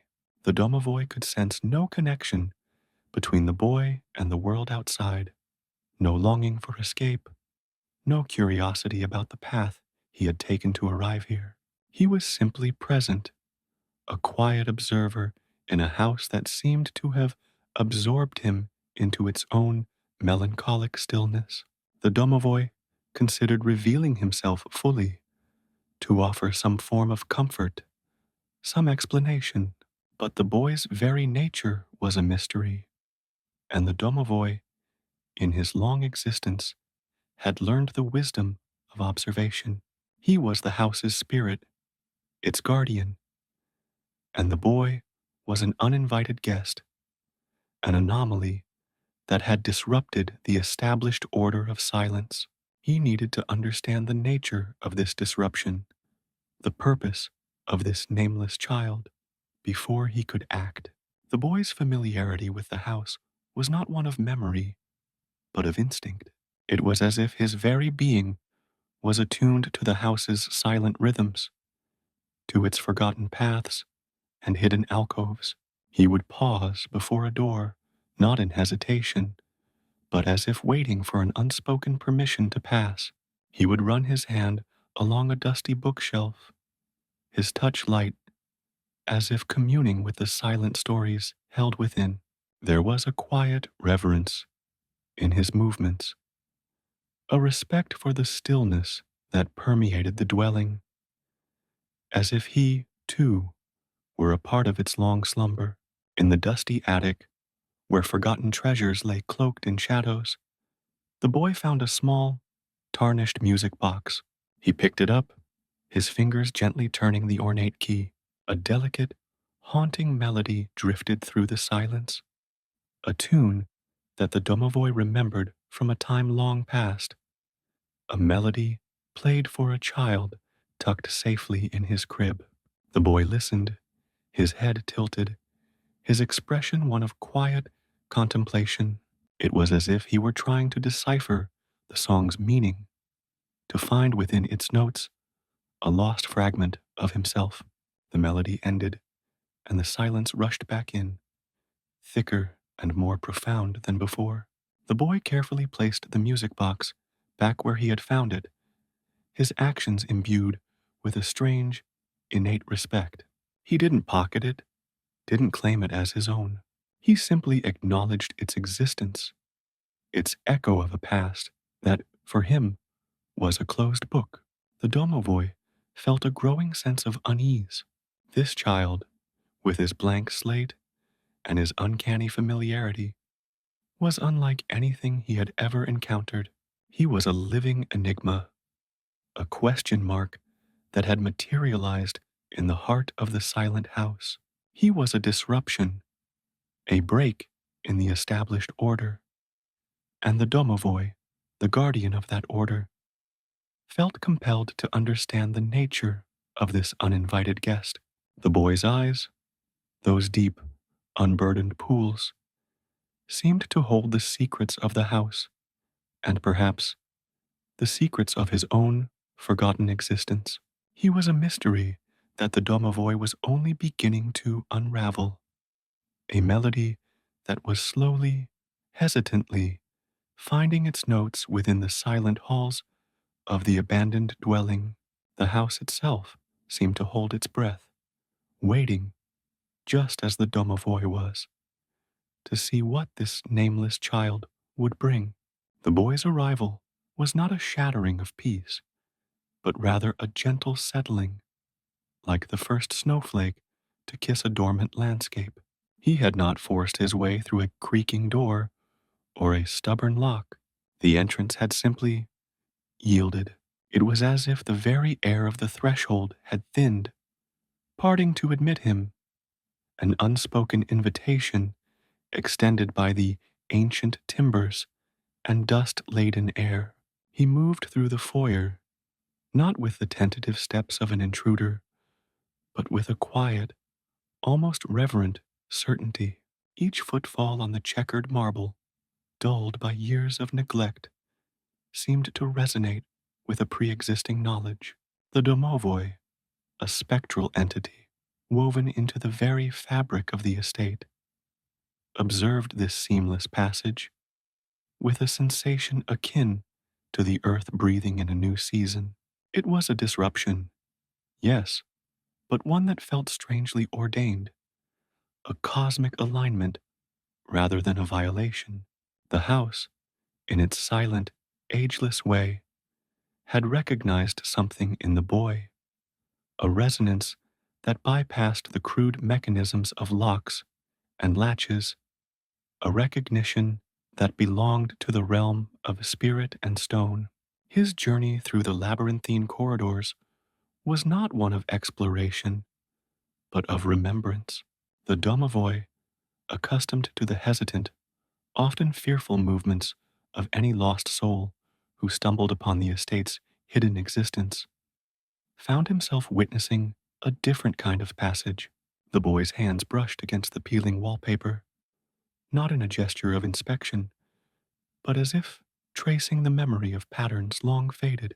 His gaze, those unsettlingly deep pools, lingered on furniture draped in cobwebs, on portraits whose eyes seemed to follow him, with a quiet acknowledgement, not of surprise, but of a familiar presence. It was as if the house itself was guiding him, its lingering energy, its accumulated history, acting as an invisible thread, pulling him through its decaying heart. He was an uninvited guest, yet he moved with the familiarity of a homecoming king, his presence a gentle affirmation rather than an unwelcome intrusion. This subtle communion between the boy and the dwelling was a phenomenon the Domovoi had never before witnessed. He had, in his centuries of existence, been privy to the ebb and flow of life within these walls, the boisterous laughter of children, the hushed arguments of lovers, the somber silences of grief. He had seen the house welcome and reject, embrace and shun. But this was different.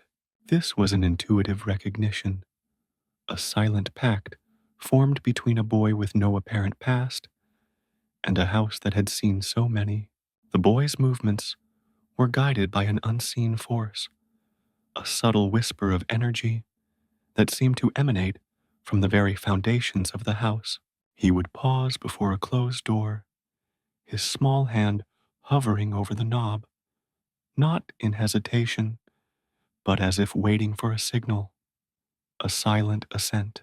And when that assent, subtle as a sigh of wind through a broken pane, was given, he would turn the handle and enter as if stepping into a preordained chamber. The Domovoi, a creature of habit and of the established order, found his own immobility beginning to fray at the edges. His existence was intrinsically tied to the house's chosen solitude, its deep, brooding privacy.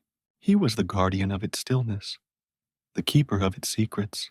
And now, this boy, this nameless, unknowing child, was threading himself into the very tapestry of the estate with an ease that defied explanation.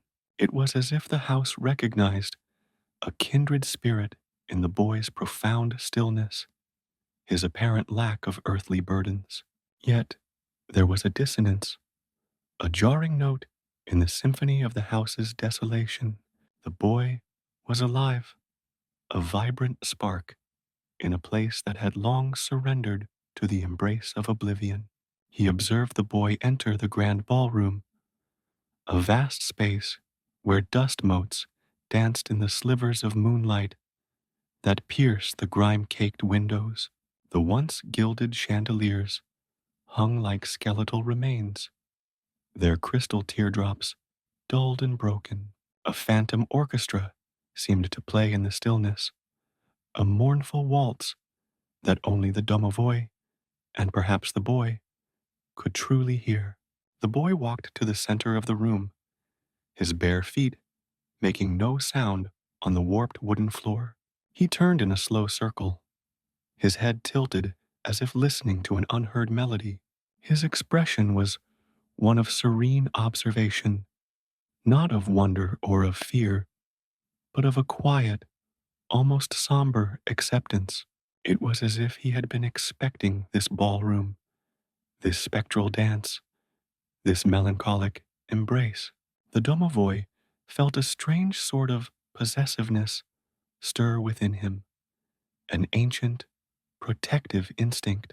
This house was his domain, its silence his sanctuary, and this boy, this uninvited guest, was a variable he could not account for. He began to drift closer, his spectral form coalescing more distinctly than usual. Drawn by the undeniable anomaly, he saw the boy stop before a vast, tarnished mirror that leaned precariously against one wall. In its clouded depths, the boy's reflection was a pale, almost ethereal image. He reached out a hand, his fingers brushing against the cool, grimy glass. There was no flicker of recognition, no spark of self-awareness. It was as if he were seeing a stranger, a presence that existed independently of his own consciousness. The boy then moved towards the grand staircase, its ornate banister carved with figures of forgotten gods and mythical beasts. He placed his hand on the worn wood, his touch gentle, as if tracing the contours of a beloved yet long-lost face. He ascended the stairs, not with the clatter of a child's hurried steps, but with a measured cadence, each step a deliberate acknowledgement of the house's immense history.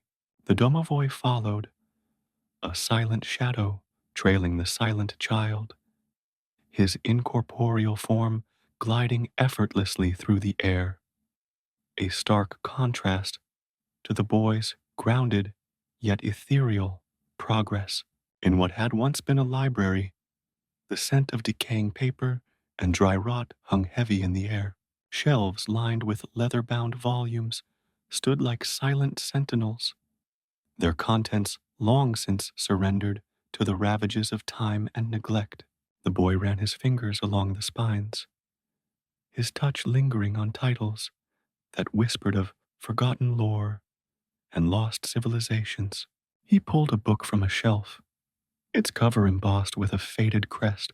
He opened it, and the pages, brittle and yellowed, whispered as they turned.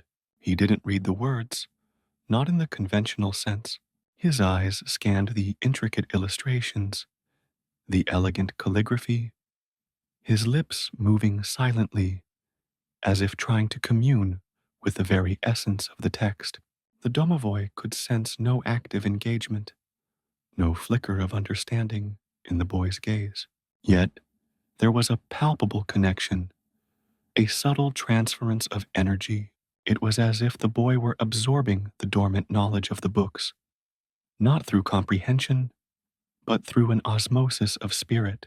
The house, in its wisdom, seemed to be revealing its hidden treasures to this particular child, not as lessons to be learned, but as fragments of its own soul to be acknowledged.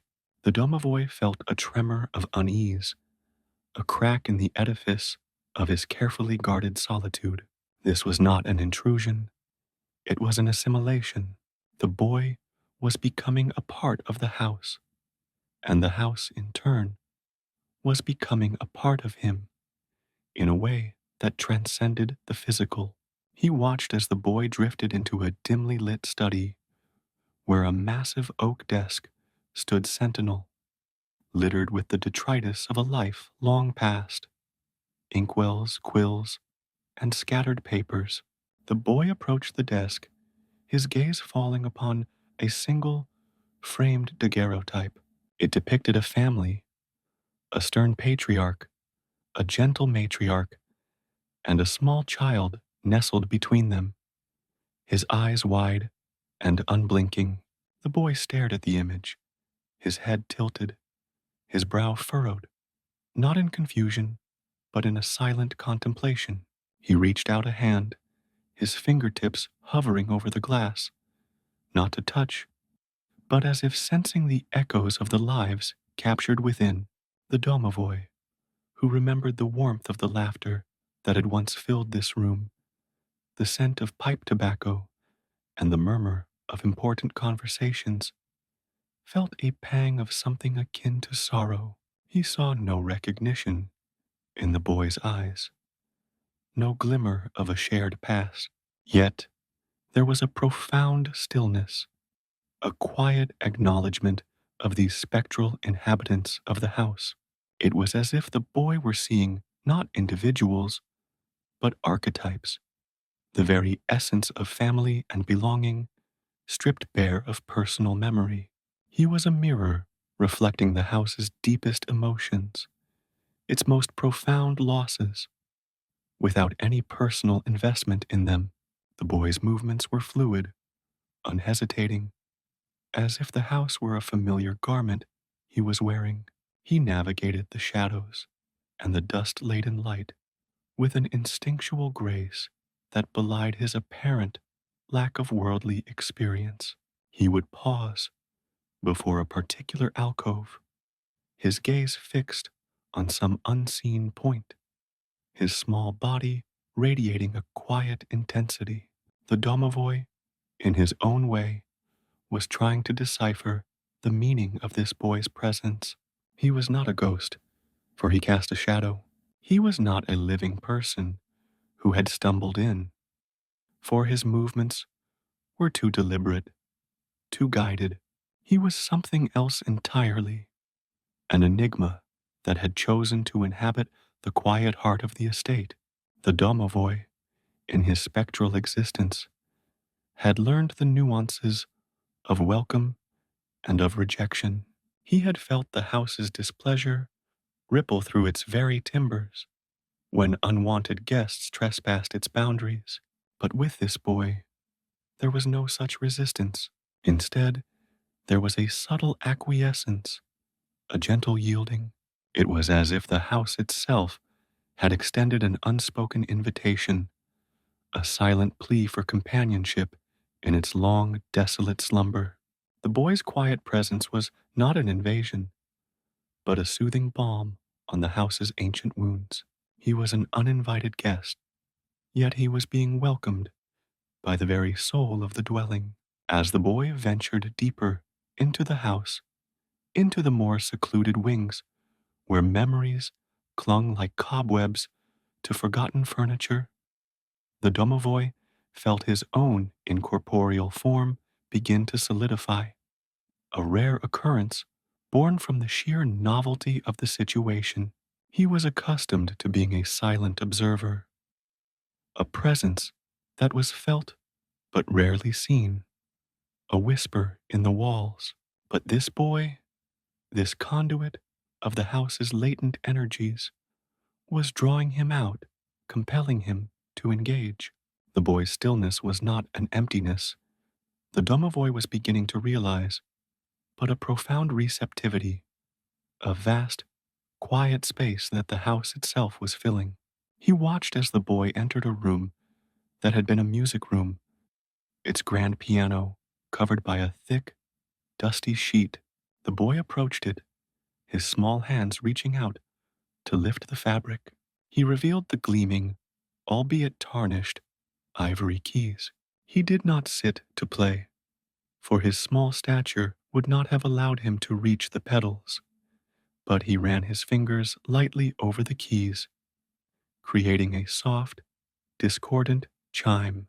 It was as if he were awakening the dormant melodies held within the instrument, a symphony of forgotten tunes that resonated with the house's own melancholic hum. The domovoi remembered the vibrant music that had once filled this room, the joyous melodies that had accompanied celebrations, and the tender lullabies that had soothed restless spirits. He saw the boy's gaze drift to a small, intricately carved music box on a nearby table. The boy picked it up, his fingers tracing the delicate floral patterns. He wound the key, and a faint, haunting melody filled the air, a tune that stirred a deep, resonant chord within the domovoi's ancient consciousness. It was a melody he had not heard in centuries, a lullaby sung to a child long ago. The boy listened, his head bowed, his expression one of quiet, profound listening. He was not trying to understand the melody, but to feel it, to absorb its essence. The domovoi felt a strange sense of connection, a shared experience of this rediscovered tune. The boy's presence was not disturbing the house's solitude. It was, in some inexplicable way, deepening it, enriching it with a new layer of forgotten resonance. The domovoi, the guardian of this solitary domain, found himself no longer resisting the intrusion, but yielding to it, a silent witness to a bond that was forming between the uninvited guest and the house that was, at long last, finding its voice again. The boy was not an anomaly. He was an echo, a reflection of the house's own yearning for connection, for a presence that understood its silent language, a language spoken in dust, decay, and the whispers of time. The boy's quiet, almost unnerving, familiarity with the estate had begun to stir more than just the dust motes dancing in the scant sunbeams. It had stirred the domovoi. For nearly 40 years, The house spirit had remained a creature of the hearth, a silent sentinel, bound to the comforting warmth of the dormant stove. His existence had become a study in stillness, a meticulous adherence to the sanctity of the house's abandonment. He had been the guardian of its solitude, the keeper of its secrets, content in the deep, undisturbed slumber that had settled upon the manor like a shroud. But the boy was a disruption, a subtle discord in the symphony of silence that the Domovoi had painstakingly curated. It wasn't a violent disruption. No, nothing so crude. It was more akin to a gentle current disturbing the surface of a perfectly still pond, sending ripples that spread outwards, eventually reaching even the deepest, most hidden depths. The Domovoi felt a peculiar tremor, a sensation that was both foreign and achingly familiar. It was the sensation of being called. His spectral form, usually a diffuse wisp of smoke and shadow clinging to the ingrained warmth of the cast iron stove, began to coalesce. The very air around him seemed to thicken, drawing him, as if by an invisible tether, away from his accustomed sanctuary. He stirred, not with a sudden movement, but with a slow, deliberate unfolding of his ethereal essence.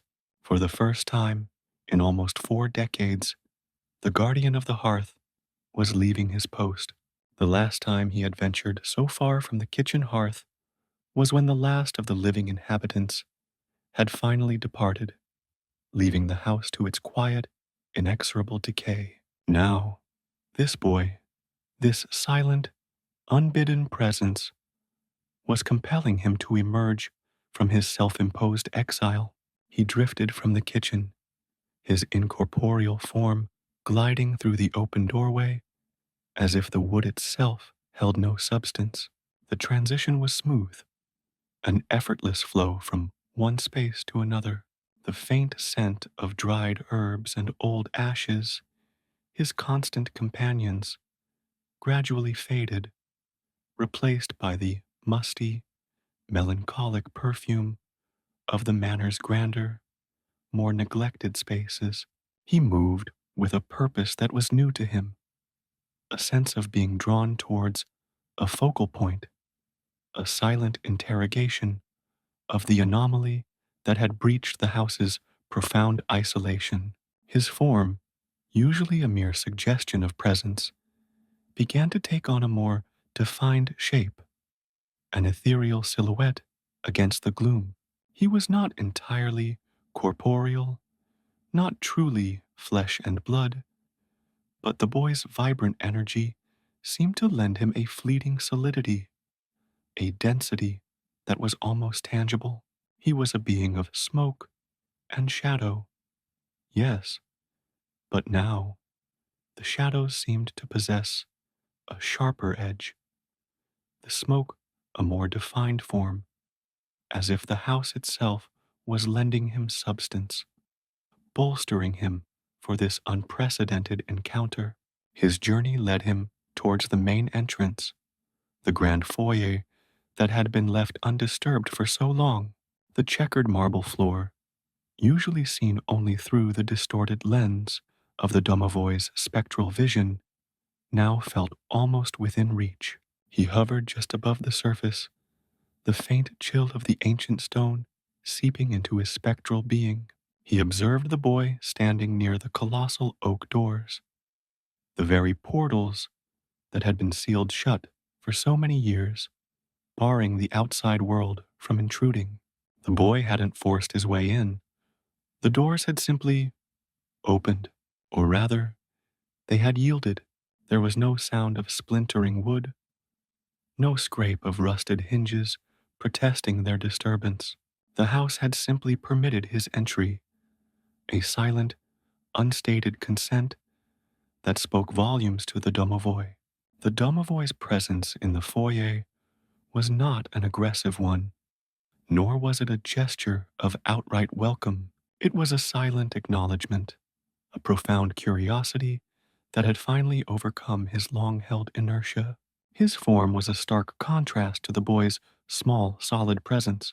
The boy was a vibrant spark of life in a dwelling of slumbering memories, while the Domovoi was the embodiment of those memories, a spectral echo of the house's past. He was a being woven from the very essence of the manor, its sighs of wind through broken panes, its creaking timbers, the lingering sense of long-dead fires and forgotten lives.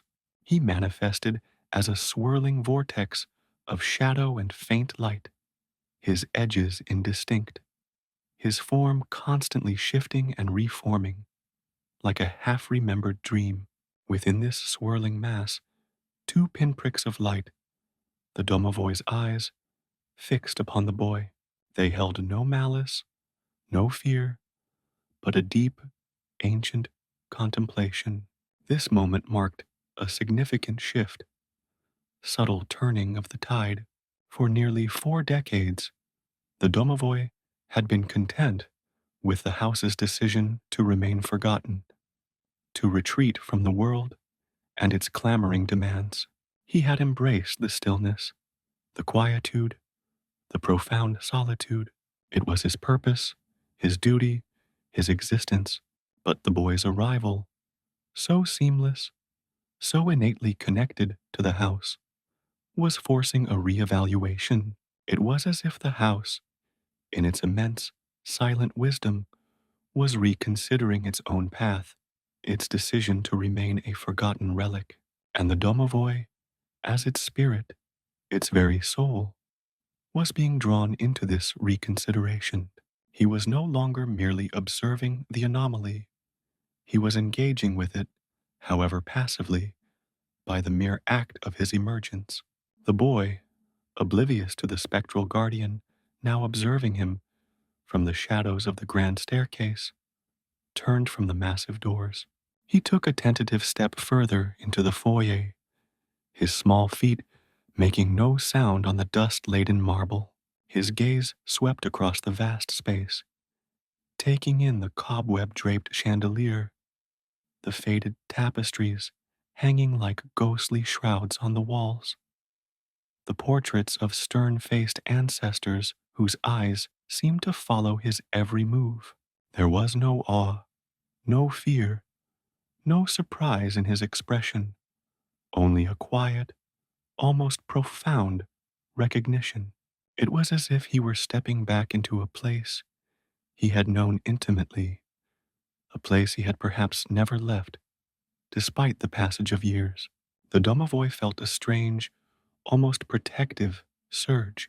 He had witnessed the comings and goings of many, the fleeting presences of those who had stumbled upon the estate, their brief stays marked by fear, curiosity, or desperation. But this boy was different. He was an intrusion, yes, but one that felt like a homecoming. The house itself seemed to hum with a faint, expectant energy, a resonance that the Domovoi had not felt in an age. It was as if the very foundations of the manor were awakening from a deep sleep, stirred by the boy's quiet presence. He drifted closer, his form flowing like a dark current across the floor. The boy's stillness was a magnetic force, drawing the Domovoi out of his inertia. He was a creature of instinct, and his instincts were screaming that this boy was not an ordinary guest. There was something in his quiet demeanor, in the way he moved with such unhurried grace, that spoke of a deeper connection. The Domovoi, accustomed to sensing the emotional residue of past inhabitants, the echoes of laughter, the whispers of sorrow, the palpable tension of conflict, found himself encountering a different kind of resonance from the boy. It was not an echo, but a presence, a vibrant, almost tangible energy that seemed to fill the spaces between the dust and the decay. The Domovoi continued his silent observation, his spectral form a testament to his long vigil. He remembered the last vestiges of life that had pulsed through these halls, the faint warmth that had lingered long after the last candle had been extinguished. He recalled the quiet sadness of the final departures, the lingering scent of farewells that had permeated the air. Now, here was this boy, a new presence that seemed to breathe a different kind of life into the ancient dwelling. It wasn't the boisterous, messy life of the living, but something more subtle, more profound, a connection that seemed to bypass the physical and reach directly into the very soul of the house. He watched as the boy approached the grand staircase, its dark wood worn smooth by the passage of countless feet. He placed a small hand on the banister, his touch feather-light. The Domovoi, who had seen that banister polished and worn, saw it now through the boy's touch as something more, a conduit, a connection to the past that was being reestablished. The boy's fingers traced the intricate carvings of mythical beasts and forgotten gods, not with the idle curiosity of a child, but with a deliberate, almost reverent exploration. It was as if he were reading a story written in the grain of the wood, a narrative that only he could fully comprehend. The domovoi felt a faint vibration emanate from the boy, a subtle hum that seemed to resonate with the very timbers of the house. It was a sign, he knew, a confirmation of the unique connection that was forming. The house was responding to the boy, its ancient spirit stirring in acknowledgement. This was not a simple intrusion. It was an invitation, a subtle drawing in of a kindred spirit. The domovoi, the guardian of this forsaken place, found himself experiencing a sensation that was alien to his millennia of existence, a sense of anticipation. The house had decided to stir, and he, its spirit, was now compelled to be a part of that awakening. The long slumber was beginning to break, and the boy was the catalyst. He was the uninvited guest who was, by some unknown decree, becoming the welcomed inheritor of the house's silent, slumbering legacy. The domovoi remained a being of smoke and shadow, his form ethereal, yet for the first time in a very long time, he felt a nascent solidity, a stirring of purpose beyond mere passive observation. The house was no longer forgotten. It was being remembered, and he was its witness, its silent, spectral observer, now drawn into the unfolding narrative. The boy, his small form silhouetted against the faint light filtering through the grime-streaked windows of the foyer, turned with an almost preternatural awareness. It wasn't a startled pivot, nor a sudden jerky movement. It was a fluid, almost liquid shift of his entire being, as if the air itself had whispered his name, drawing his attention towards the shadowed archway that led from the grand hall.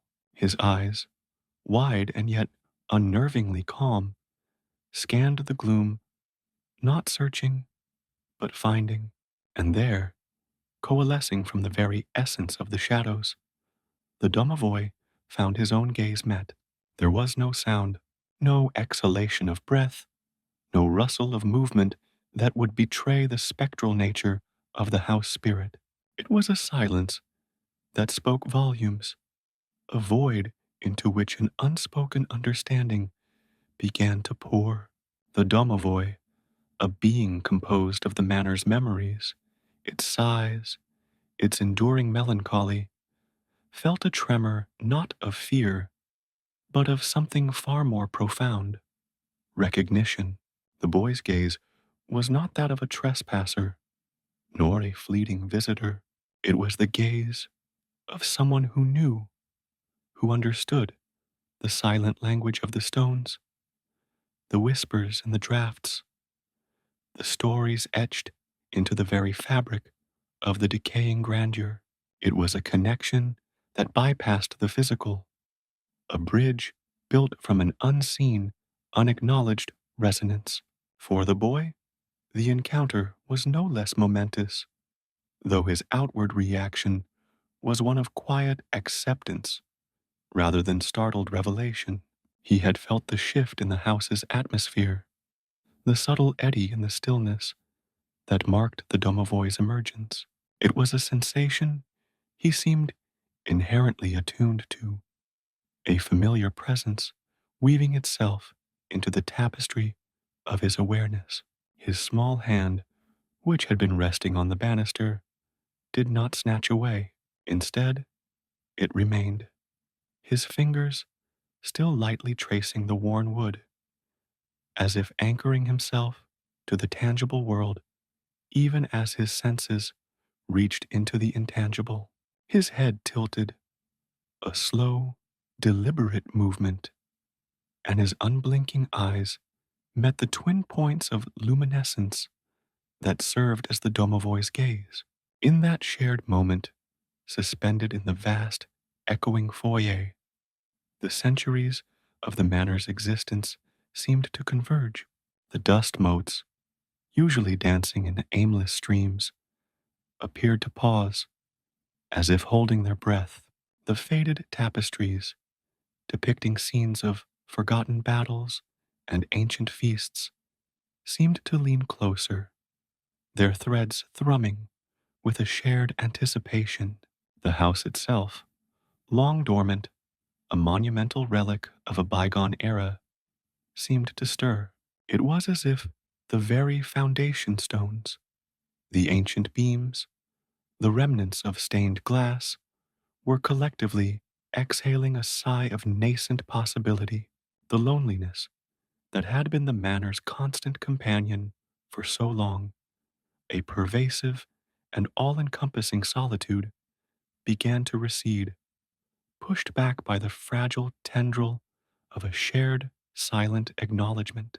The Domovoi felt a loosening within his spectral form, a dissolution of the rigid boundaries that had defined his existence for so long. He was bound to the house, yes, but his purpose had been one of preservation through inertia, a guardianship born of stasis.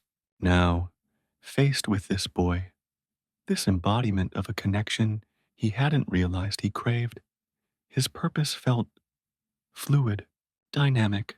The boy's gaze was not merely seeing him, it was acknowledging him as a sentient being, a vital part of the house's enduring spirit. It was an affirmation that resonated deeper than any spoken word, a confirmation that his vigil, his silent stewardship, had not been entirely in vain. He was not just the spirit of a forgotten house, he was the spirit of this house, and this boy somehow understood that.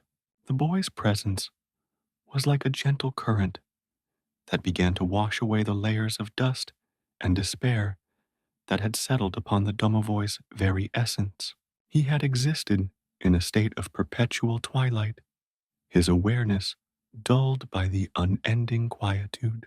But the boy's arrival had been like a sudden, unexpected dawn. The world, which for the Domovoi had shrunk to the confines of the hearth and the surrounding kitchen, now seemed to expand, to reassert its vastness, not through sight or sound, but through the felt presence of another soul. He felt a subtle warming, a faint effervescence that was entirely foreign to his typically cool, ethereal nature. It was the nascent stirrings of something akin to emotion, a faint blush of awareness that was both disconcerting and strangely welcome. He observed the boy's quiet demeanor, the lack of any overt reaction. There was no fear in his eyes, no shock. Instead, there was a profound, almost ancient understanding.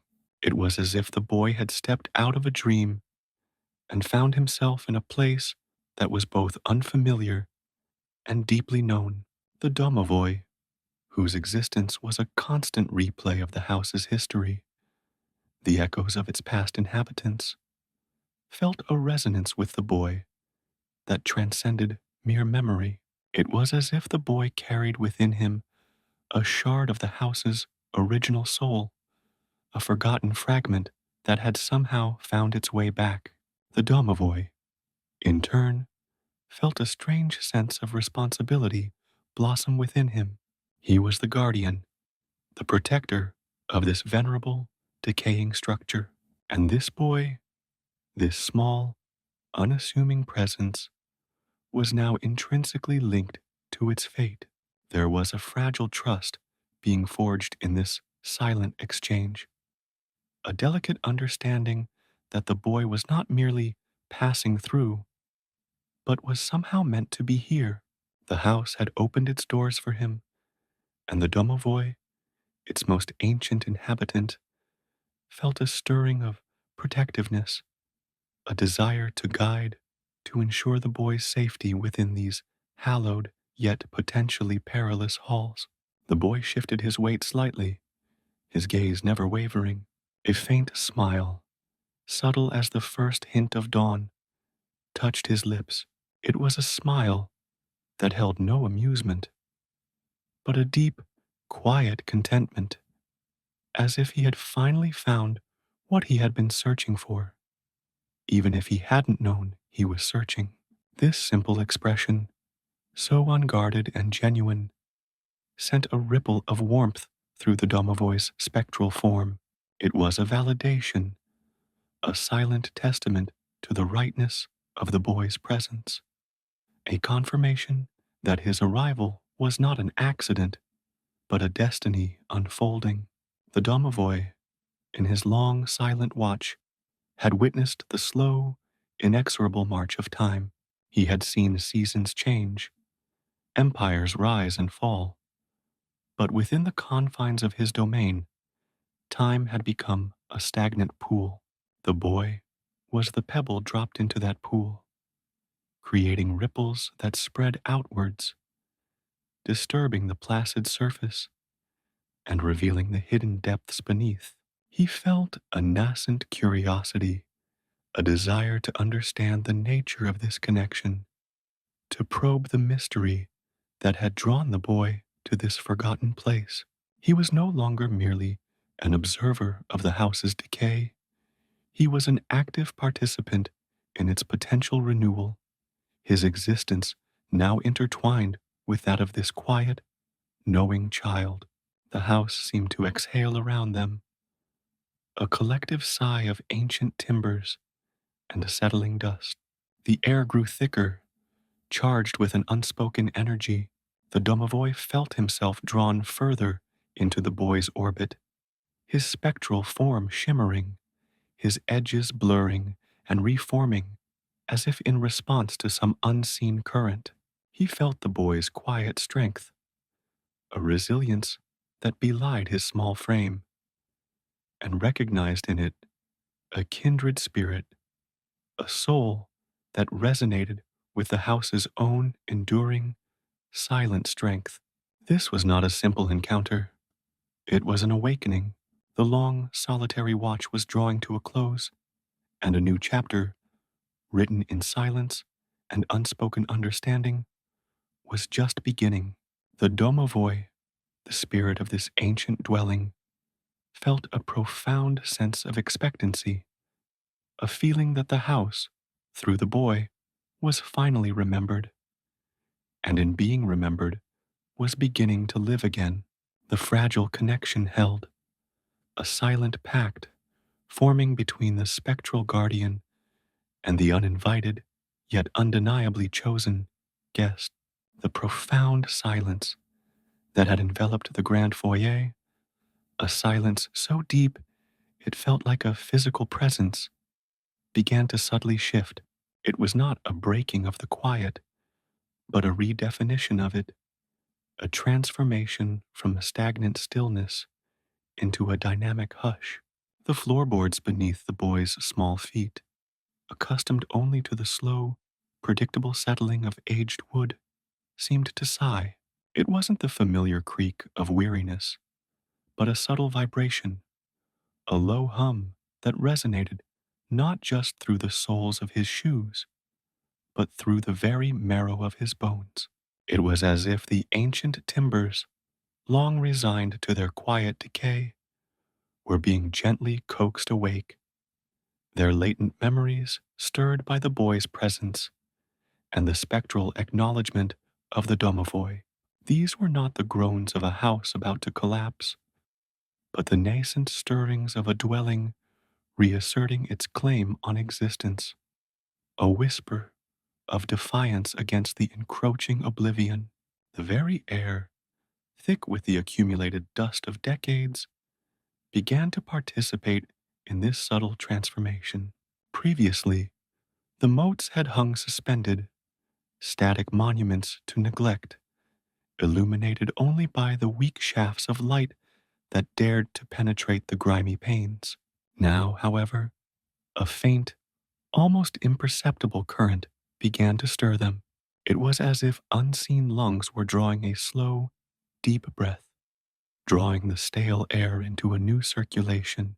This was not a draft from an open window, for all remained sealed against the outside world. This was an internal respiration, a drawing in of life, a reawakening of the house's very being. The dust, so long the undisputed ruler of the manor's interior, found itself nudged, swirled, and lifted in these nascent currents, no longer a stagnant shroud, but a visible manifestation of an awakening spirit. The faded tapestries adorning the walls, which had hung limply for generations, seemed to gather a new rigidity. The threads, woven by hands long turned to dust, appeared to tauten. The scenes depicted, the hunts, the feasts, the somber portraits of forgotten ancestors, gaining a subtle depth. It was as if the fabric itself was absorbing the ambient energy, its fibers humming with a newfound vitality.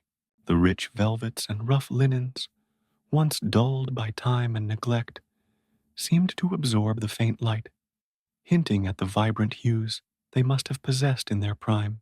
The house was not merely standing, it was beginning to perceive, and the tapestries, as the eyes of the manor, were starting to see again, their woven narratives reawakening alongside the house's own consciousness.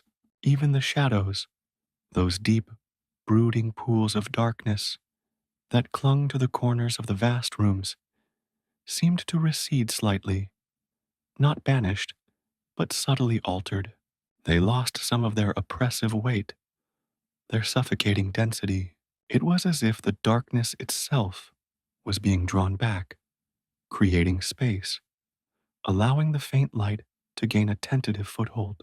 The Domovoi, observing this transformation from his spectral vantage point, felt a peculiar sensation akin to the slow unfurling of petals.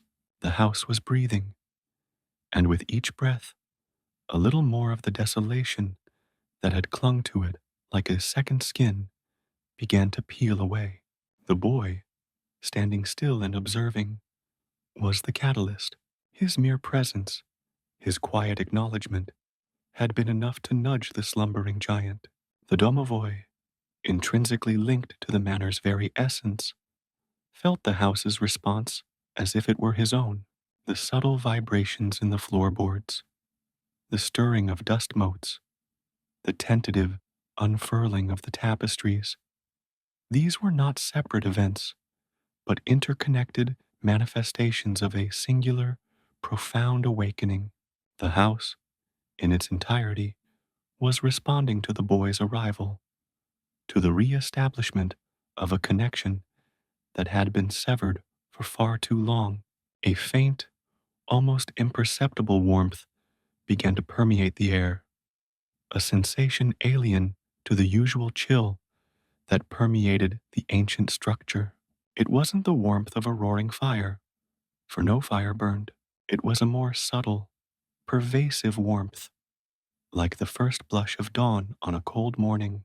This nascent heat seemed to emanate from the very stones, from the ancient woodwork, from the very foundations of the manor. It was the house's own vital warmth, a sign that its inner life, long dormant, was beginning to reassert itself. The Domovoi, whose spectral form was typically cool to the touch, felt this warmth as a faint caress, a gentle reminder of a time when the house had thrummed with the vibrant energy of its inhabitants. The subtle shifts were not limited to the grand foyer. In rooms far removed, where the boy had not yet ventured, similar signs of stirring began to manifest. The great clock in the west wing, its pendulum stilled for decades, let out a faint, resonant tick. It was a hesitant sound, a trial run, as if testing its own mechanism after an age of silence. The gears, likely corroded and seized, were somehow responding, their long dormant gears finding a sliver of purchase, nudged by the house's collective will.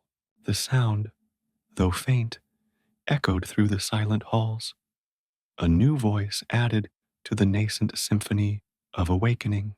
In the vast, dusty ballroom, the remnants of once magnificent chandeliers seemed to shimmer. The crystal prisms, coated in a thick layer of grime, caught the faint light filtering through the tall, arched windows, and for a fleeting moment, they seemed to gleam with a spectral luminescence. It was as if the house was testing its own former glory, its memories of light and music and laughter briefly flickering back to life. The Domovoi, sensing these distant stirrings, understood. The boy's arrival had sent ripples of change throughout the entire edifice, stirring not just the immediate vicinity, but the furthest reaches of its domain. The very foundations, the deep-set stones that had anchored the manor to the earth for centuries, seemed to hum with a low, almost imperceptible frequency. It was the sound of deep roots stirring, of ancient bedrock responding to a vital presence. This subterranean resonance was the deepest manifestation of the house's awakening, the fundamental pulse of its being reasserting itself. The Domovoi, intimately connected to these deep foundations, felt this pulse as a steady beat, a reassuring rhythm that spoke of enduring strength and renewed life. The boy, for his part, remained a picture of quiet observation. He did not react with surprise or fear to these subtle changes. Instead, there was a deepening of his calm, an almost serene acceptance. His eyes, which had met the Domovoi's with such profound understanding, now seemed to drink in the subtle shifts of the house itself. He was not merely witnessing an awakening, he was a participant, an integral part of the process. His small presence was like a key, turning in a lock that had been rusted shut for too long, allowing the house to begin its slow, deliberate resurrection. The Domovoi felt a surge of something akin to pride, a spectral chest puffing out with a sense of purpose rediscovered.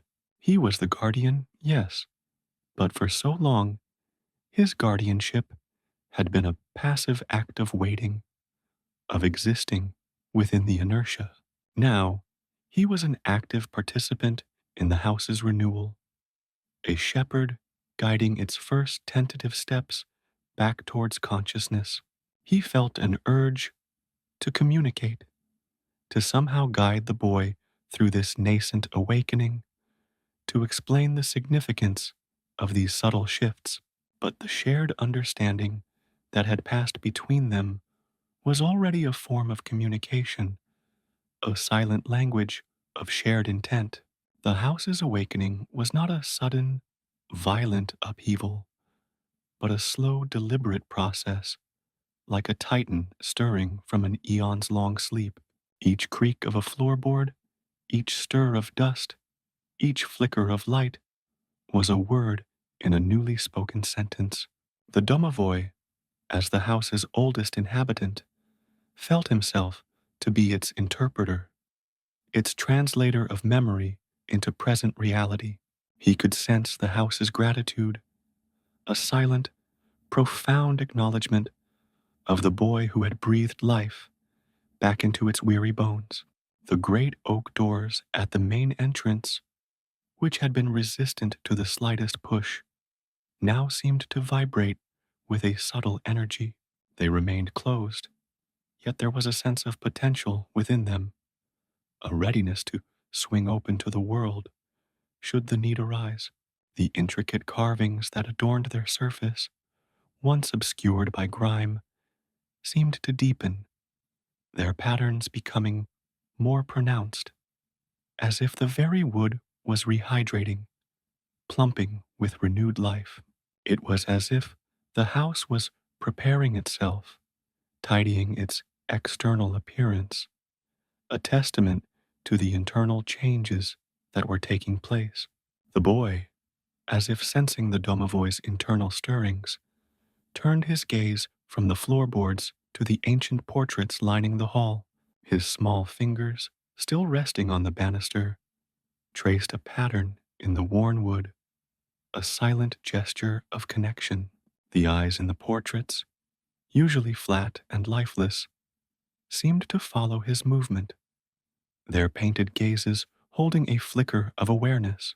It was as if the house's past inhabitants, stirred by the renewed life of their former home, were also beginning to stir from their eternal slumber, their portraits becoming windows into their own reawakening memories.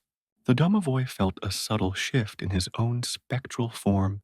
The edges, which had been sharp and defined, began to soften, to blur slightly, as if he too was undergoing a subtle transformation in response to the house's awakening. He was not merely a spirit of the house, he was becoming a spirit for the house, his purpose evolving from passive guardianship to active companionship. The boy's presence had unlocked a potential within him, a capacity for more than just silent vigilance. The air in the foyer, previously thick with the scent of dust and decay, now carried a fainter, almost floral note. It was a subtle fragrance, like the ghost of long-dead roses, a hint of perfumes and potpourri that had once graced the manor. This olfactory awakening was perhaps the most surprising manifestation of the house's stirring, a testament to the depth of its resurfacing memories. The Domovoi could almost smell the beeswax polish on the furniture, the faint scent of wood smoke from a long extinguished hearth, the subtle aroma of old paper from the forgotten library. The Domovoi watched the boy with a mixture of awe and anticipation. The house was responding, yes, but it was the boy who was the heart of this response. He was the steady, silent beat that set the rhythm for the manor's reawakening. There was an unspoken understanding that this was just the beginning, that the house, with the boy as its guide and the Domovoi as its companion, was embarking on a new journey. The dust motes danced with renewed purpose. The floorboards sang their low, resonant song, and the shadows receded, making way for a dawning, spectral light. The house was awake, and in its awakening, it had found a new, silent promise. The oppressive silence that had clung to the manor like a shroud, a silence so profound it seemed to absorb all sound, began to fray at the edges. It wasn't a violent tearing, but a gradual unraveling, as if the very stillness was finding itself permeable, allowing new textures of sound to seep in. The wind, a constant, mournful lament that had for so long howled through the manor's shattered windows and gaping roof lines, now seemed to have found a different voice. It no longer shrieked with the lonely desolation of abandonment, but instead whispered a soft, melodious sigh that played a gentle counterpoint to the house's internal stirrings. This was not the wind of a storm, nor the keen of a banshee, but the breath of a living entity, a soft exhalation that carried on it the scent of damp earth and distant pine, a melody devoid of menace, imbued instead with a nascent curiosity. It caressed the remaining intact panes of glass, not with a rattling force, but with a gentle persistence, coaxing them to hum rather than tremble. The formerly jagged tears in the manor's fabric seemed to mend themselves, at least in the auditory sense, their sharp edges smoothed by this new, softer interaction with the elements. The sound was a promise, a hint that the house was not merely being repaired by some external force, but was actively participating in its own restoration, shedding its mantle of neglect like a chrysalis. The incessant, grating creak of the roof, a sound that had become as familiar and unavoidable as the dust-laden air, gradually subsided. For years, that groan had been the house's primary declaration of its decaying state, a constant reminder of its weary bones and the relentless march of time. It was the sound of 1,000 tiny resistances, of ancient timbers groaning under their own weight, of structural integrity succumbing to entropy. Now, that lament faded, replaced by a different kind of auditory experience. The sounds that emerged were subtler, more nuanced. They were the sounds of a structure settling, not into further collapse, but into a renewed sense of equilibrium. The great beams, the gables, the very joists that held the roof aloft seemed to be adjusting, finding a new posture, a new way to bear their burden. It was the quiet thrum of adjustment, the almost imperceptible shifting of mass as the house repositioned itself, as if a giant, slumbering creature was stretching its limbs after an age of enforced immobility.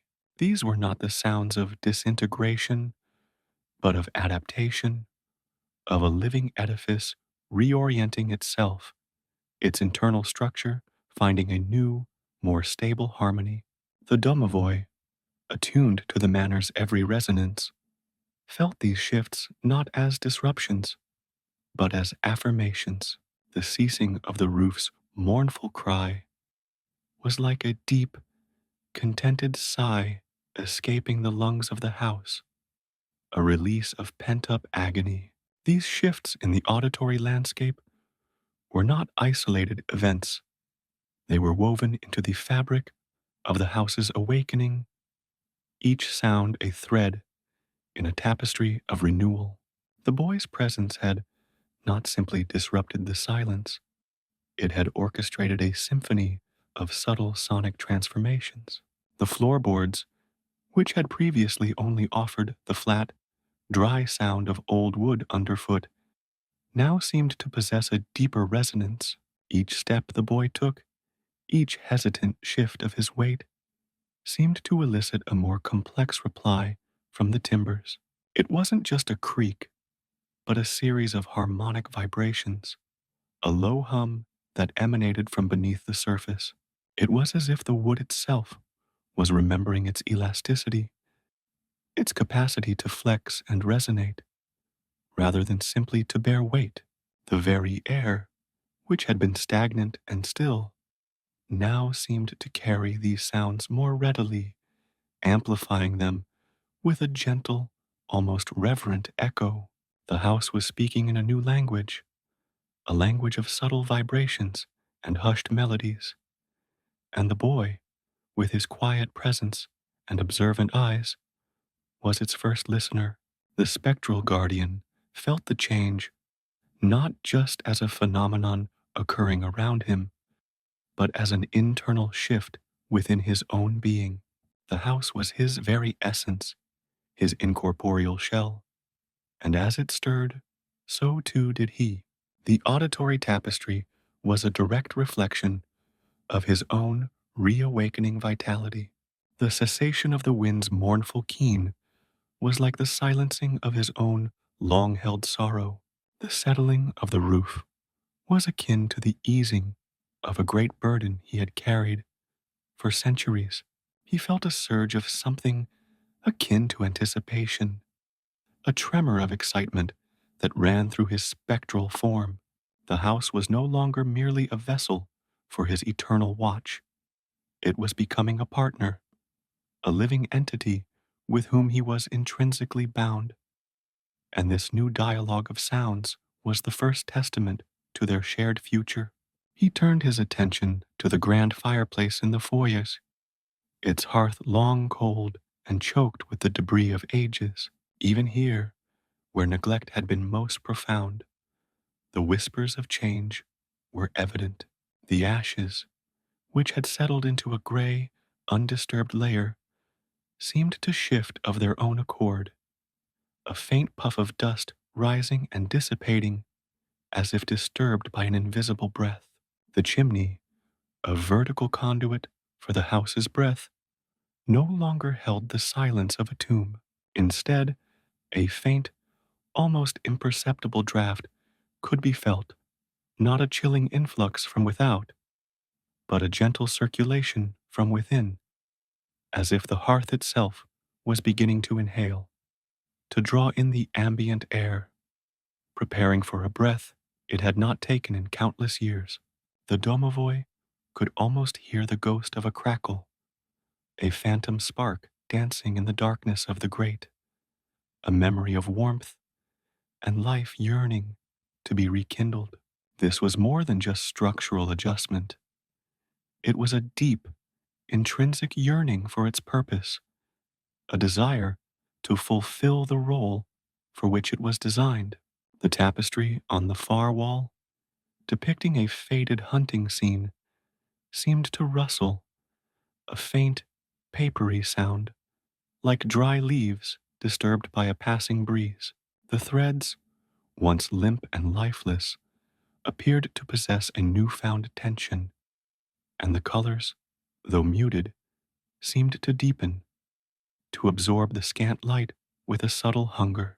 The painted figures of the hunters and their hounds, static for so long, seemed to possess a latent energy, as if poised to spring to life. The domovoi knew this was not the wind.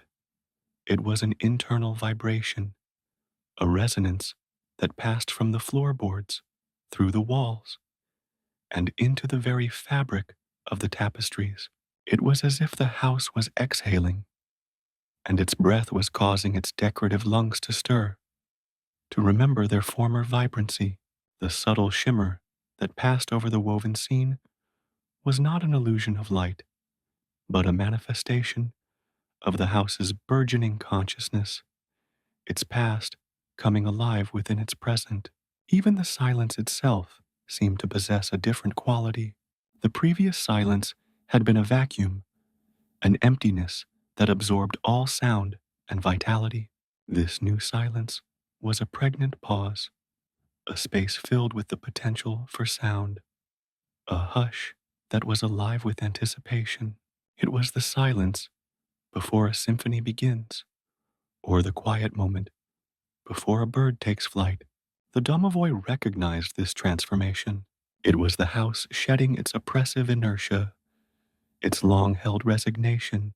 It was embracing a new narrative, a story of resurgence, and its silence was now a testament to this unfolding rebirth. The sounds that did emerge, the soft whispers of wind, the settling of timbers, the subtle rustling of fabric, were not ruptures in this new silence, but extensions of it, inflections that gave it meaning and texture. The boy, unaware of the Domovoi's keen observation, continued his exploration of the foyer. He ran a small hand along the cold stone of the fireplace, his touch light and curious. Where his fingers brushed against the stone, a faint warmth seemed to bloom, a subtle heat that dissipated as quickly as it appeared. It was as if the very stones of the manor were responding to his innocent contact, a fleeting blush of life returning to their ancient surfaces. The domovoi felt this pulse of warmth as a direct affirmation of the house's renewed vitality. It was the stone remembering its purpose, the hearth remembering its potential to radiate heat. He then turned his gaze upwards towards the grand staircase that curved majestically into the upper reaches of the house.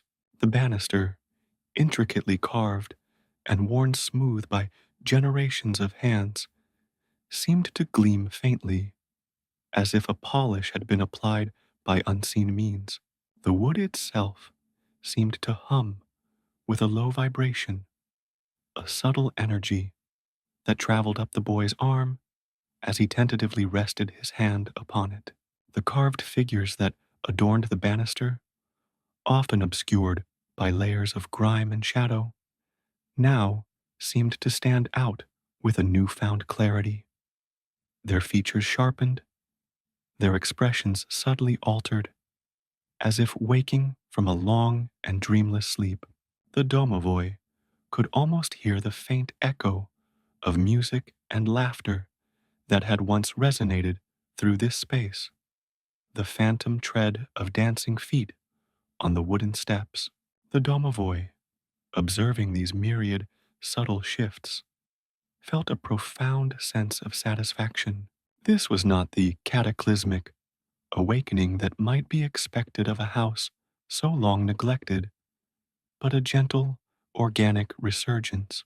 It was as if the manor, having endured its period of dormancy, was now carefully, deliberately, reasserting its presence in the world. The auditory changes were the most immediate and tangible evidence of this internal transformation. The house was no longer a silent monument to decay. It was a developing narrative, its story being told through the language of sound, the whispers of the wind, the settling of its ancient bones, the subtle stirring of its forgotten adornments. These were the opening sentences of a new chapter, a chapter of hope and renewal, all set in motion by the quiet presence of the boy. The domovoi, as the house's silent witness and ancient guardian, felt his own spectral form imbued with this new sense of purpose. He was not merely observing the awakening, he was a participant, a guiding presence in this nascent symphony of resurgence. The manor was no longer a tomb, it was a cradle, and within its waking walls, a new life was beginning to stir. Its first sounds carried on the soft, new spoken whispers of the wind. The house was not simply waking up, it was beginning to sing.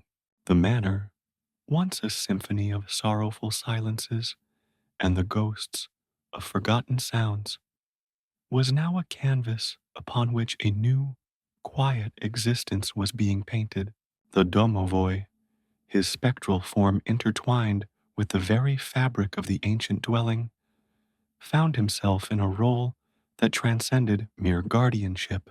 He was a witness, an observer, and now a silent companion to the boy who had stumbled into this forgotten realm.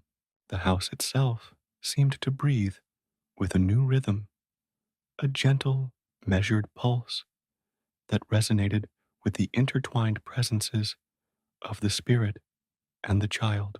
The boy, his origins as shrouded as the manor's deepest chambers, moved through the waking spaces with a quiet grace that belied his unknown past. He was a phantom in his own right, a being adrift on the currents of time, and yet He had found an anchor, however tenuous, within these crumbling walls.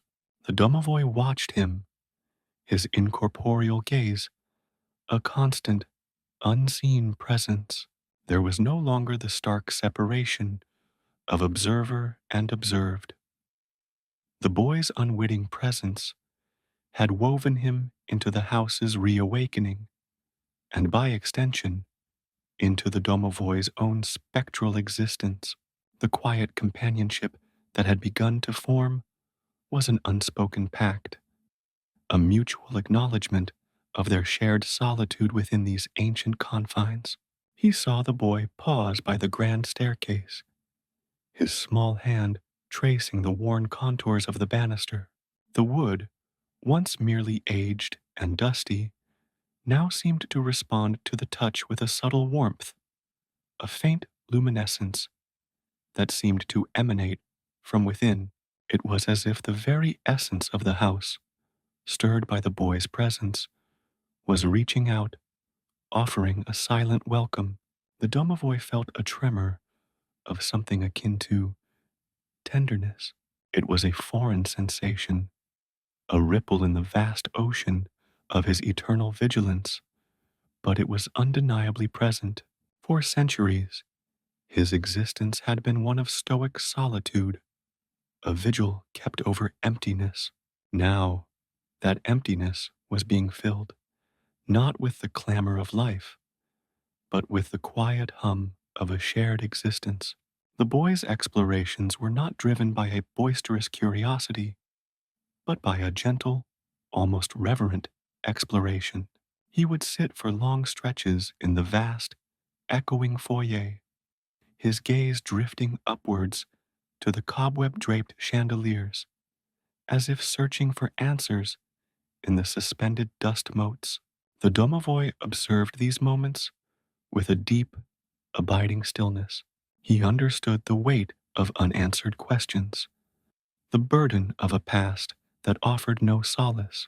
He had, in his own way, carried a similar burden for eons, the unwritten history of the manor his constant companion. Now, he saw a reflection of that solitude in the boy, a mirror held up to his own timeless existence. The house seemed to conspire in their quiet communion. The soft sighs of the wind, once a mournful lament, now seemed to carry the boy's own whispered queries into the vastness of the manor. The settled timbers, no longer groaning in disrepair, offered a comforting resonance to his quiet presence, as if murmuring reassurances. The spectral guardian felt the subtle shifts within the house's burgeoning consciousness, directly tied to the boy's presence. It was as if the manor, in its slow awakening, was mirroring the child's own hesitant steps towards understanding and belonging. The domovoi, accustomed to perceiving the world through the subtle vibrations of the house, found himself attuned to the boy's every movement, every breath. He could sense the flicker of his eyelids, the subtle tension in his small shoulders, the almost imperceptible shift of his weight as he navigated the grand yet decaying spaces. These were not mere observations. They were an empathic resonance. The boy's quietude was not an absence of life, but a different frequency of existence, a hushed melody that the domovoi, through his deep connection to the manor, could now perceive and even, in a nascent way, understand. He remembered the countless souls who had passed through these halls, their laughter and their tears, their triumphs and their despairs. All of them had been transient, ephemeral. But this boy, there was something different. He was not a ghost of the past, nor a fleeting visitor. He was a present, a tangible, albeit quiet, anchor in the manor's renewed existence. The domovoi felt his own spectral form solidify, just a fraction. With each passing moment, the boy remained.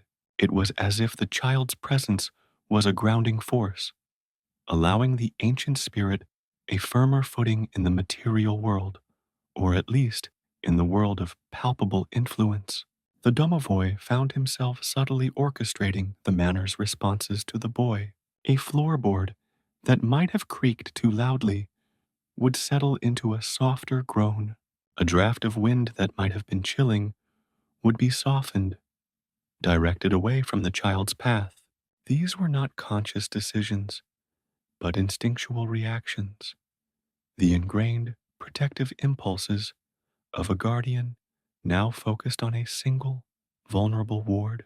The house, in turn, responded to these subtle directives, its reawakening energies channeling themselves to create a sanctuary for the boy. The spectral guardian was no longer merely a part of the house, he was becoming its conscious will, its protective spirit amplified by the presence of the child. He watched the boy drift towards a faded tapestry, its once vibrant threads now muted by time and neglect. The scene depicted was a pastoral one, a tranquil meadow dotted with wildflowers. The boy reached out, his fingers hovering just inches from the woven surface. The domovoi felt a surge of something akin to protective pride. He remembered the weavers, their hands creating this scene centuries ago, infusing it with their own quiet hopes and dreams. Now, that silent artistry was being acknowledged, almost felt, by another solitary soul.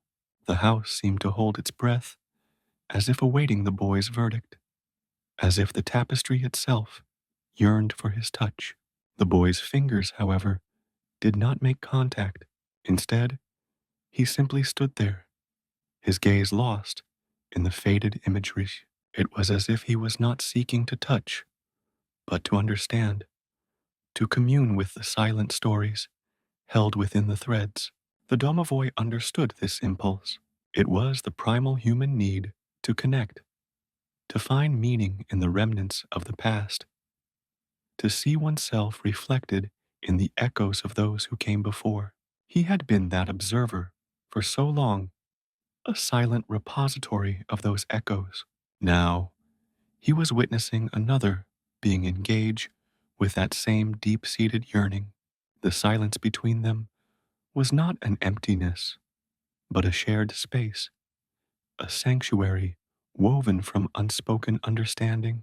The boy did not need words to communicate his presence, nor did the domovoi need to manifest his own to acknowledge it.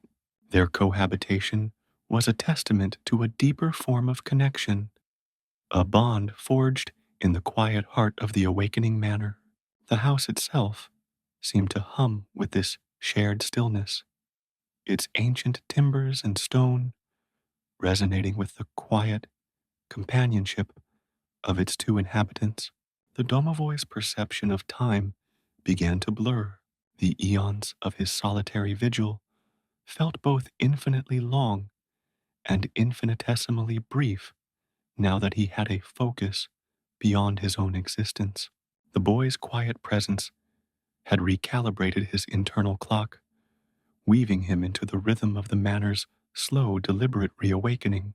He was no longer simply the house's guardian. He was a part of its evolving narrative, a spectral thread in the tapestry of its new life, his existence now intertwined with the fate of the nameless child. He felt a subtle shift in the air, a new scent that had not been present before. It was faint, almost imperceptible, but it was there, a whisper of something sweet and delicate, like the first bloom of a forgotten flower. He traced the source of this new fragrance, his incorporeal senses leading him to the boy, who was now sitting on the worn Persian rug in the center of the foyer, his eyes closed, a faint, almost serene smile gracing his lips. The domovoi realized, with a spectral jolt, that the scent was emanating from the boy himself, a subtle emanation of his inner peace, a testament to the solace he was finding within the manor's embrace. The Domovoi's vigil had always been one of preservation, of maintaining the integrity of the house against the ravages of time and neglect. But now, his purpose felt more profound. It was not just about preserving the physical structure, it was about nurturing the nascent life that had found refuge within it. The boy's presence had breathed a new kind of life into the manor, a quiet vitality that resonated with the Domovoi's own spectral essence. He felt a sense of responsibility, a duty to protect this fragile bloom, to ensure that the sanctuary he offered was not disturbed. He drifted closer to the boy, his form shimmering at the edge of visibility. He could feel the faint warmth radiating from the child, a stark contrast to his own incorporeal coolness. It was a polarity that somehow created a harmonious balance, the spectral and the corporeal existing in quiet coexistence. The house seemed to amplify this subtle interplay, its ancient walls absorbing the gentle energy exchanged between them, becoming a conduit for their silent communication. The Domovoi found himself revisiting memories, not of his own making, but of the house's, fleeting impressions of the lives that had once filled these spaces. He saw the phantom figures of children playing, their laughter echoing in the now silent halls. He saw parents, their faces etched with love and concern, guiding their offspring through these very rooms. These were not mere specters. They were the embedded memories of the manor brought to the surface by the presence of the current child. The house was not just waking up, it was remembering, and in its remembering, it was offering a glimpse of the lives it had once nurtured. The boy stirred, his eyes fluttering open. He didn't seem startled by the Domovoi's near presence, nor by the subtle shift in the atmosphere. He simply looked around, his gaze meeting the unseen sentinel. There was no fear in his eyes, only a quiet acceptance, a gentle curiosity. It was as if he, too, sensed the benevolent watchfulness, the protective aura that the Domovoi now extended towards him. The spectral guardian felt a profound sense of peace settle over him. His long, solitary vigil had been a duty, a burden, a testament to a forgotten past. But now it had a new purpose, a new meaning. He was no longer just the guardian of a forgotten house.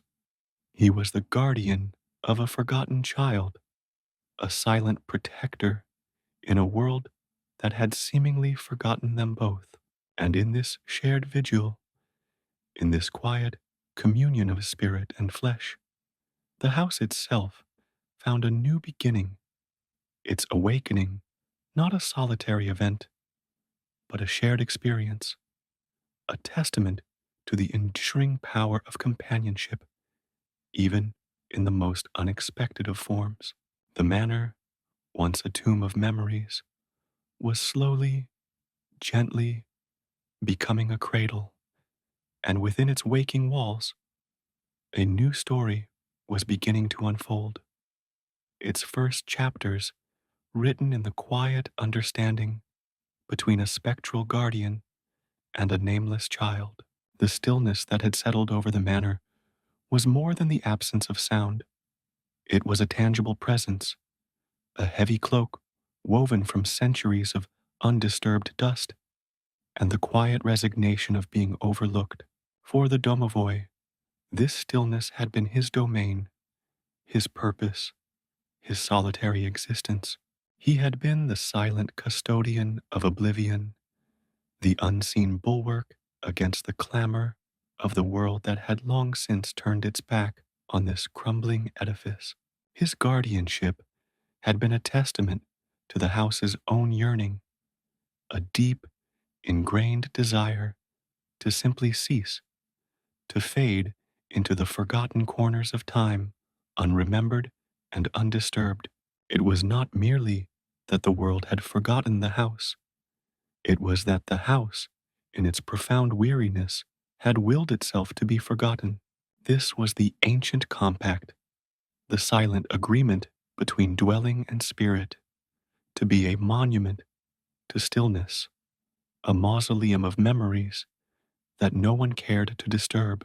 But the boy had disrupted this meticulously crafted silence. His arrival was a seismic event, not in its loudness, but in its sheer, unexpected presence. He was a question posed to the house's absolute decision, a quiet challenge to its chosen non-existence. The Domovoi, whose own existence was inextricably bound to the manor's state of being, felt this disruption not as an intrusion, but as a tremor that rippled through his own spectral form. He had always perceived the house's desire for oblivion as an immutable truth, the very bedrock of his own purpose. Yet, with the boy's soft footsteps echoing in the halls, a new possibility began to bloom, like a tenacious weed pushing through the cracks in a tombstone. The house itself, through the Domovoi's heightened perceptions, seemed to be grappling with this emergent reality. The comfortable weight of forgottenness, once a soothing balm, now felt like a suffocating shroud. There was a subtle, almost imperceptible shift in the manor's internal atmosphere, a nascent stirring that the Domovoi recognized as the first hesitant flickers of reconsideration. Was it possible, the house seemed to ponder through its guardian spirit, that oblivion was not an end, but a choice? And if it was a choice, could it be unmade? The Domovoi, who had spent millennia enforcing that choice, found himself now caught in the eddy of this unspoken question. He was the house's will, its sentinel, and now, perhaps, its conscience. The Domovoi understood the allure of oblivion. He had witnessed its embrace firsthand, felt its peace settle over him like a fine layer of ancestral dust. There was a certain liberation in being unburdened by memory, unmoored from the currents of expectation. To be forgotten was to be free from the demands of the present, from the clamor of connection. It was a state of pure, unadulterated being, untouched by the messy complexities of interaction. The manor had perfected this art, its walls absorbing the echoes of past lives until they were rendered mute, its very essence distilled into a quiet, enduring solitude. For the Domovoi, this had been the ultimate achievement, the peak of his long, solitary service. Yet the boy's quiet presence was introducing a new dimension, a counterpoint to the manor's symphony of silence. He moved through the vast, empty spaces with a reverence that suggested not emptiness, but potential. He wasn't filling the house with noise, but with a different kind of presence, a gentle hum that vibrated at a frequency the Domovoi had long since forgotten how to perceive. It was the frequency of connection, of being seen, of belonging. The house, in its deep slumber, had chosen to be invisible, but the boy, with his own profound invisibility to the outside world, was actively seeking out places that existed in the shadows, places that had willingly surrendered to the night. This raised a fundamental question, a philosophical quagmire for the ancient spirit and his dwelling. Had they truly been abandoned, or had they chosen to abandon? The Domovoi felt the subtle shift in the manor's internal monologue. The silence was no longer a passive state of being forgotten. It was becoming an active defense against the possibility of being remembered. The house was re-evaluating its commitment to solitude, not because the world had suddenly decided to remember it, but because a single, unassuming child had found his way to its forgotten doorstep. The Domovoi found himself projecting his own long-held understanding onto the house, but he quickly realized that this understanding was being challenged by the new reality. His purpose had been to maintain the status quo of oblivion. Now, that status quo was being subtly, irrevocably altered. The house was no longer merely a repository of forgotten things. It was becoming a sanctuary for a forgotten soul. And the very act of providing sanctuary, of offering a haven, was inherently an act of connection, a defiance of the chosen state of isolation.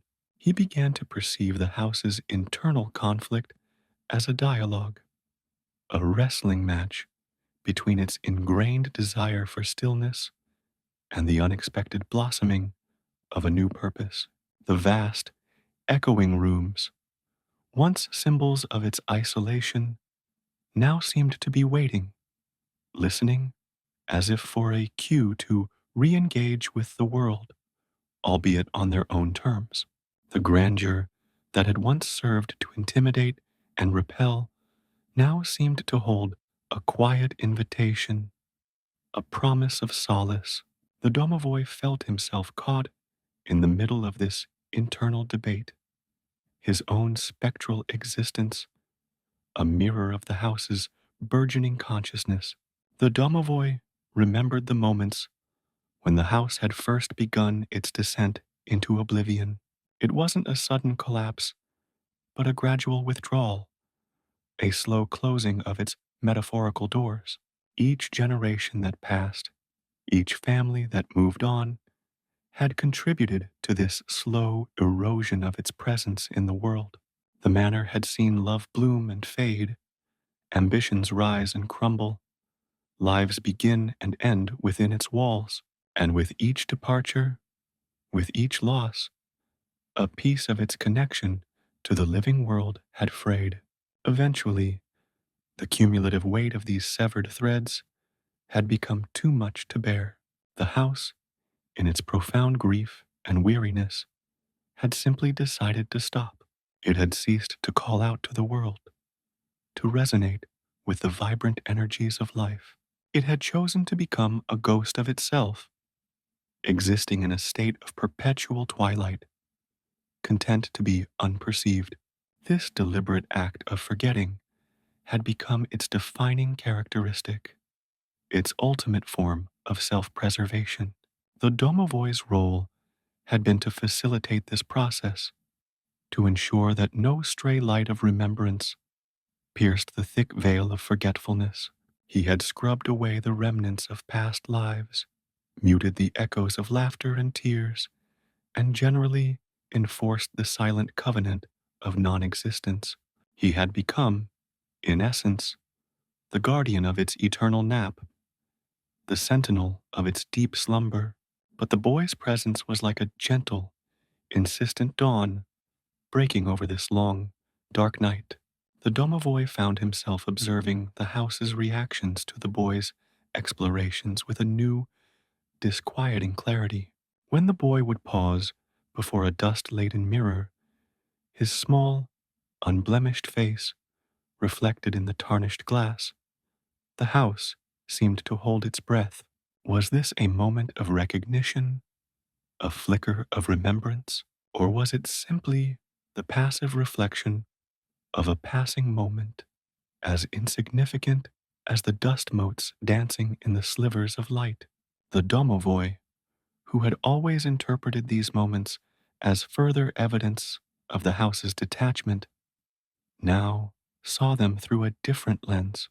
He saw the boy's hand reach out to touch a faded velvet curtain, the fabric brittle and worn.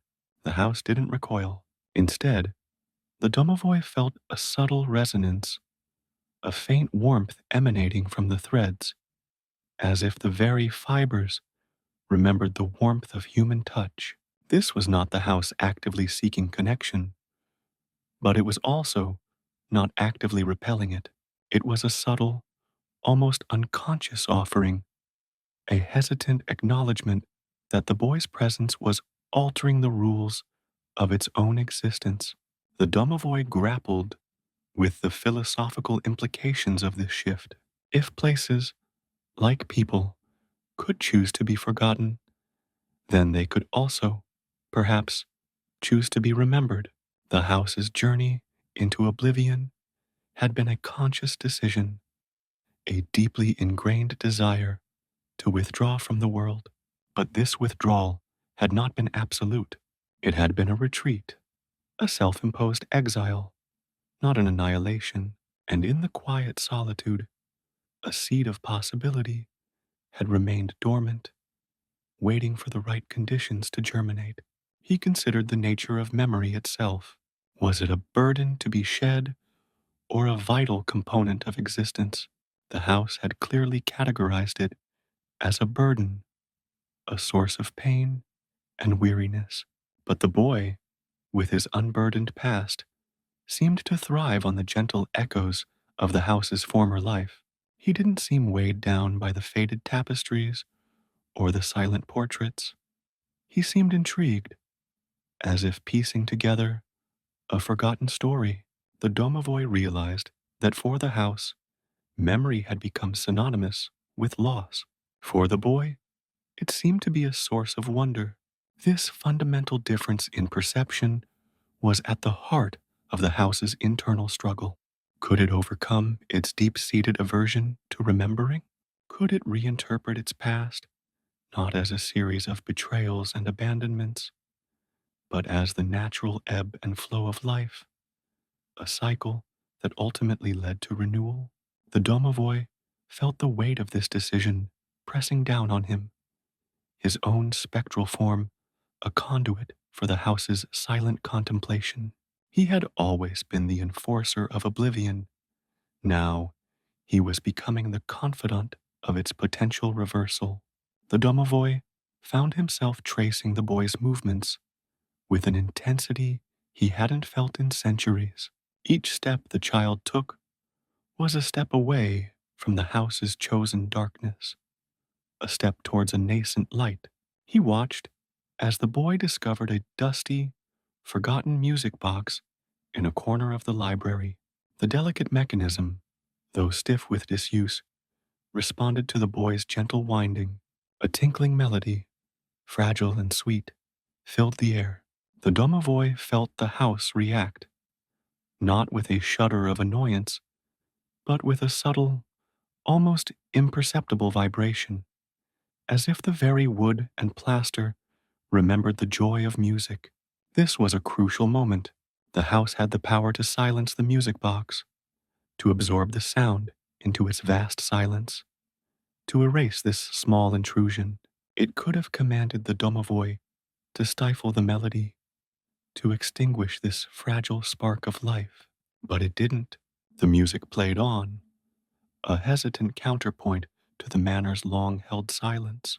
And in that continuing melody, the Domovoi perceived not an act of rebellion, but an act of choice, a deliberate decision to allow a moment of beauty to persist. He was no longer merely an observer, he was a participant in the house's awakening. His own existence, so tied to the manor's state of being, was being reshaped by this internal struggle. If the house chose to embrace connection, to re-engage with the world, then his own purpose would also transform. He would shift from being the guardian of oblivion to the facilitator of remembrance, from the sentinel of solitude to the shepherd of renewed life. The Domovoi understood that this was not a decision that could be made lightly. The house had sought oblivion for a reason. It had been wounded, hurt, and ultimately had retreated into itself for safety. To choose remembrance was to reopen those old wounds, to invite the possibility of further pain. But the alternative, to remain forever in the comfortable, albeit desolate, embrace of forgetfulness, now seemed like a different kind of wound, a slow, spiritual decay.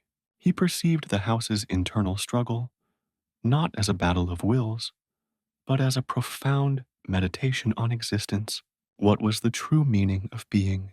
Was it to exist in isolation, perfectly preserved, but utterly alone? Or was it to engage with the world, to experience the joys and sorrows of connection, even at the risk of heartbreak? The house, through its prolonged period of introspection, was now being forced to confront these questions head on. The arrival of the boy had provided the catalyst, the gentle, persistent nudge that had brought these ancient philosophical ponderings to the surface. The Domovoi felt a growing sense of anticipation, a spectral echo of hope. He had lived for so long in the shadow of the house's despair, his own existence defined by its profound sadness. But now, a new narrative was unfolding, a story of potential renewal, of a second chance. The house was not merely waking up, it was reevaluating its very reason for being. It was questioning the efficacy of its chosen path, the ultimate value of its profound solitude. He watched as the boy, having finished with the music box, wandered towards a large, imposing fireplace, its hearth long cold and choked with ash. The boy sat before it, his small form silhouetted against the dark, cavernous opening. He reached into his pocket and pulled out a single, smooth stone, its surface worn by countless touches. He held it for a moment, then placed it carefully on the cold stones of the hearth. It was a small gesture, an offering to the emptiness, but to the Domovoi, it was a profound statement. It was the boy, in his own quiet way, attempting to bring warmth back into this forgotten space, to imbue it with a sense of presence, of belonging. The house, in response, did not remain inert. The Domovoi felt a subtle shift in the air around the fireplace, a faint warmth that seemed to emanate from the very stone. It wasn't the heat of a burning fire, but the memory of warmth, a spectral echo of hearthside comfort. It was as if the house, witnessing the boy's simple act of connection, was reaching back, offering a reciprocal gesture, a silent acknowledgement of his presence. This reciprocal gesture was the turning point. It was the house, through the Domovoi's awakened consciousness, finally making a choice. Not a choice to fully embrace the world, not yet, but a choice to acknowledge the possibility of connection, to allow a sliver of light to penetrate the thick walls of its oblivion. It was a philosophical reconsideration, a deep internal wrestling match that was slowly, tentatively coming to a resolution. The house was beginning to understand that perhaps it was not people who abandoned places, but places that chose to be forgotten. And in that understanding lay the immense power to choose otherwise. The boy's presence had not forced this choice, but it had illuminated the path, offering a gentle, persistent invitation to step away from the comfortable shadows and towards the uncertain, yet ultimately more fulfilling, embrace of remembrance. The Domovoi felt his own spectral form vibrate with a newfound sense of purpose, an understanding that his vigil had transcended mere preservation. It had become a nurturing, a quiet encouragement towards a future that the house had long ago decided it would never have. The heavy silence, once a comforting blanket of forgottenness, had begun to feel like a shroud woven from threads of missed opportunities. The Domovoi, tethered to the manor's very essence, felt the subtle yet undeniable shift.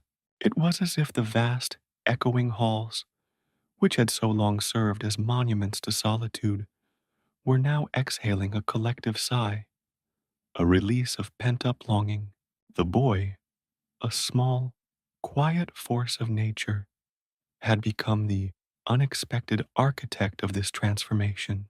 His presence was not a cacophony, rather, it was a melody played on the harp strings of the house's forgotten emotions, a tender resonance that vibrated through its ancient timbers and stone. He watched the child move through the dim, dust-laden corridors, his small hands tracing the patterns on faded wallpaper, his breath misting on the cold glass of uncurtained windows. Each touch, each exploration, was a gentle interrogation of the manor's long-held silence. The Domovoi, accustomed to the resolute stillness, found himself mesmerized by the boy's unhurried curiosity. There was no demand in his exploration, no expectation of response, only a pure, unadulterated engagement with the forgotten. This unburdened attention was a balm to the house's weary spirit, a gentle rain on parched earth. The spirit of the house, awakened by this child's unassuming presence, began to stir from its centuries-long slumber. It was not a violent awakening, but a gradual unfurling, like a long-dormant seed cracking open beneath the persistent warmth of the sun. The Domovoi, the house's silent guardian, was the conduit for this awakening. He felt the manor's internal monologue shift, its pronouncements of eternal solitude giving way to hesitant murmurs of possibility. The grand ballroom, where phantom waltzes had long since ceased to echo, now seemed to hold its breath, its vast emptiness no longer a testament to absence, but a canvas awaiting new life.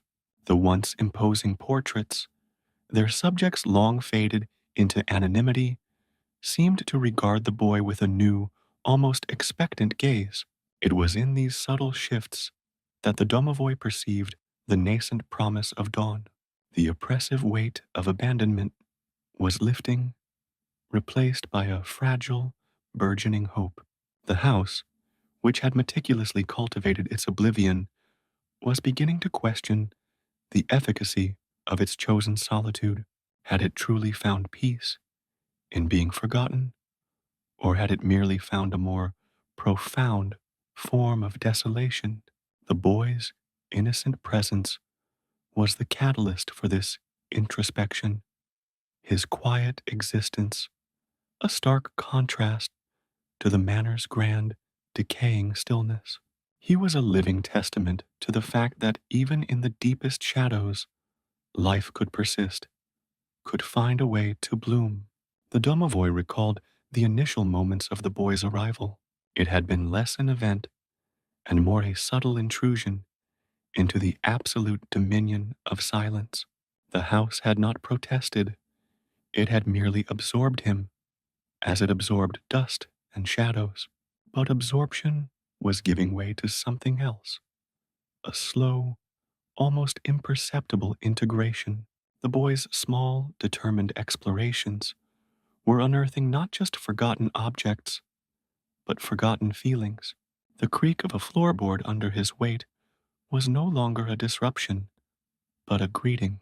The whisper of wind through a broken pane was not an elegy, but a lament that the house was now beginning to acknowledge. The manor's transformation was akin to a long winter, yielding to the first tentative signs of spring. The frozen stillness was thawing, not with a rush of activity, but with a gentle, almost reluctant thaw. The Domovoi felt this change in his very essence, his spectral form resonating with the house's shifting energies. He had been the unwavering guardian of its slumber, the meticulous curator of its non-existence. Now he was becoming something more, a witness to its resurrection, a silent participant in its reawakening. His purpose, once rigidly defined by the house's desire for oblivion, was now expanding, encompassing the possibility of connection, of remembrance. He observed the boy's solitary play, his imagination the only companion in the vast expanse. The child would invent elaborate games, populating the empty rooms with imaginary friends, his voice a soft murmur that seemed to awaken the very air. The Domovoi, who had long since ceased to perceive the world beyond the manor's walls, found himself captivated by these fleeting moments of manufactured life. They were echoes of what the house had once been, a vibrant, living entity filled with the sounds of laughter and conversation. And now, in this unexpected child, those echoes were finding a new voice. The house, in its long vigil of forgetting, had perhaps grown accustomed to the absence of life. It had become a mausoleum, meticulously preserved but devoid of breath. The boy's presence was a gentle disruption of this morbid perfection. He was not an invader, but a guest, and his quiet reverence for the decaying grandeur was not lost on the manor's slumbering spirit. The domovoi could feel the house's subtle responses to the child's actions. A lingering touch on a velvet drapery would elicit a faint warmth from the aged fabric, a moment of quiet contemplation before a grand, unlit fireplace would be met with a spectral flicker of remembered hearthside glow. These were not overt actions, but subtle acknowledgments, the first tentative steps in a conversation that had been interrupted for centuries. The domovoi understood the profound significance of these small gestures. They represented a turning point in the house's long-held commitment to isolation. The house had not been forcibly awakened. It had been gently nudged towards a reevaluation of its existence. The boy's presence was the catalyst, a quiet testament to the enduring power of human connection, even in the face of overwhelming neglect. He was the embodiment of the promise of dawn, a reminder that even after the longest night, light would eventually return. The atmosphere within the manor was no longer solely defined by melancholy. There was a new undercurrent, a subtle shift towards anticipation. The silence was still present, but it was a different kind of silence, one that held the potential for sound that waited for a voice to break its spell. The domovoi felt this shift deeply. His own existence, so intertwined with the house's state of being, was being rewoven into a new narrative. He had been the silent sentinel of oblivion. Now he was becoming the subtle encourager of remembrance. He watched as the boy, his small hands grimy with the accumulated dust of ages, discovered a forgotten chessboard in a shadowy alcove. The pieces, carved from ivory and ebony, were coated in a fine layer of neglect, their once sharp edges softened by time. The boy sat before the board, his brow furrowed in concentration, and began to arrange the pieces, creating his own silent game. The domovoi felt a tremor run through the house, a stirring of ancient memories associated with similar quiet battles of intellect and strategy. The house did not resent this intrusion. It seemed to absorb it, to acknowledge the boy's solitary engagement with a forgotten pastime. It was as if the very wood of the board remembered the pressure of fingers, the click of pieces, the hushed tension of the game.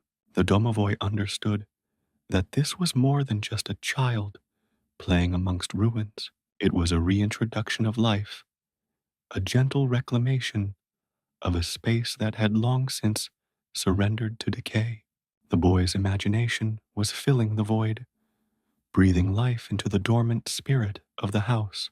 The domovoi, who had spent centuries ensuring the house's silence, found himself now witnessing its slow, hesitant re-engagement with the concept of existence.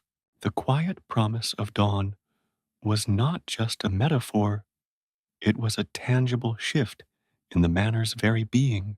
He felt the house's internal landscape responding to the boy's presence. The vast, empty rooms, once symbols of its isolation, now seemed to hold a different kind of resonance. They were no longer simply spaces of absence, but spaces of potential, waiting for a voice, a touch, a memory to fill them. The grandeur that had once served to repel the world now seemed to hold a subtle invitation, a quiet allure that drew the boy deeper into its forgotten embrace. The Domovoi felt his own spectral form attuned to these nuances, his purpose evolving from one of rigid preservation to one of gentle cultivation. The boy's uninhibited curiosity was the antithesis of the house's long-held inertia. Where the house had sought to cease, to fade, the boy actively sought to explore, to discover. He moved through the manor not with trepidation, but with a sense of wonder, as if he understood that within the decay lay the echoes of a vibrant past. The Domovoi perceived this as a profound connection, a bridge between the forgotten present and the remembered past. The house, once a tomb of memories, was slowly transforming into a repository of renewed experience.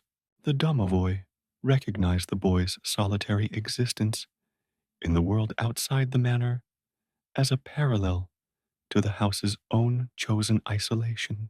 Both had, in their own ways, become invisible to the world. But while the house had succumbed to this invisibility, the boy seemed to navigate it with a quiet resilience. His seeking out of this forgotten dwelling was a testament to an innate yearning for belonging, a desire to find a place where he could simply be. And the house, in its own emergent consciousness, was beginning to respond to this unspoken need. The house's decision to awaken was not a sudden revelation, but a gradual unfolding, much like the first shy rays of sunlight piercing the pre-dawn gloom.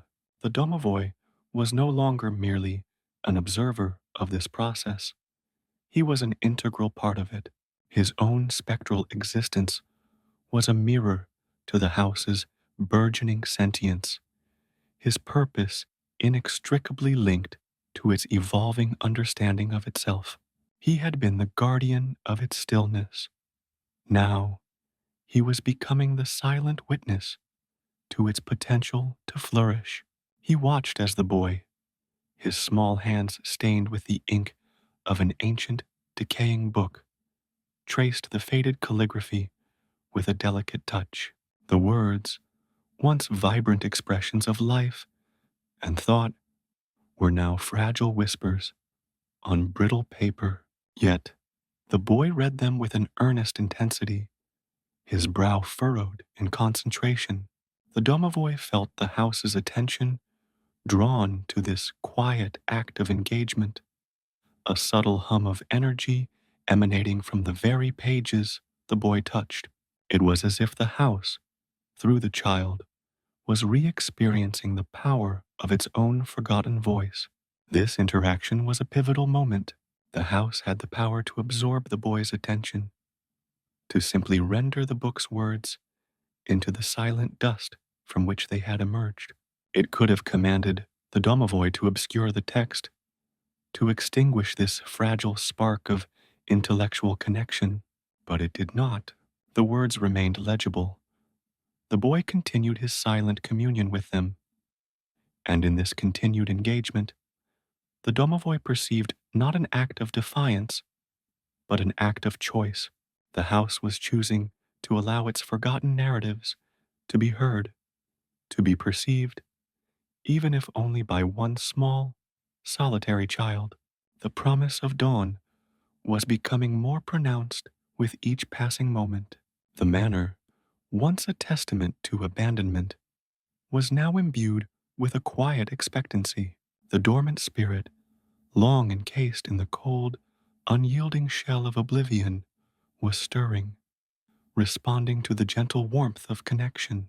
The Domovoi felt his own spectral form vibrating with a newfound purpose. His vigil had transcended mere preservation. It had become a nurturing, a quiet encouragement towards a future that the house had long ago decided it would never have. He was no longer just the guardian of its past, but the quiet facilitator of its potential future, a future that, for the first time in centuries, held the undeniable promise of the dawn. The house was not merely waking up, it was contemplating the possibility of living again, and in that contemplation lay the profound hope of a new beginning.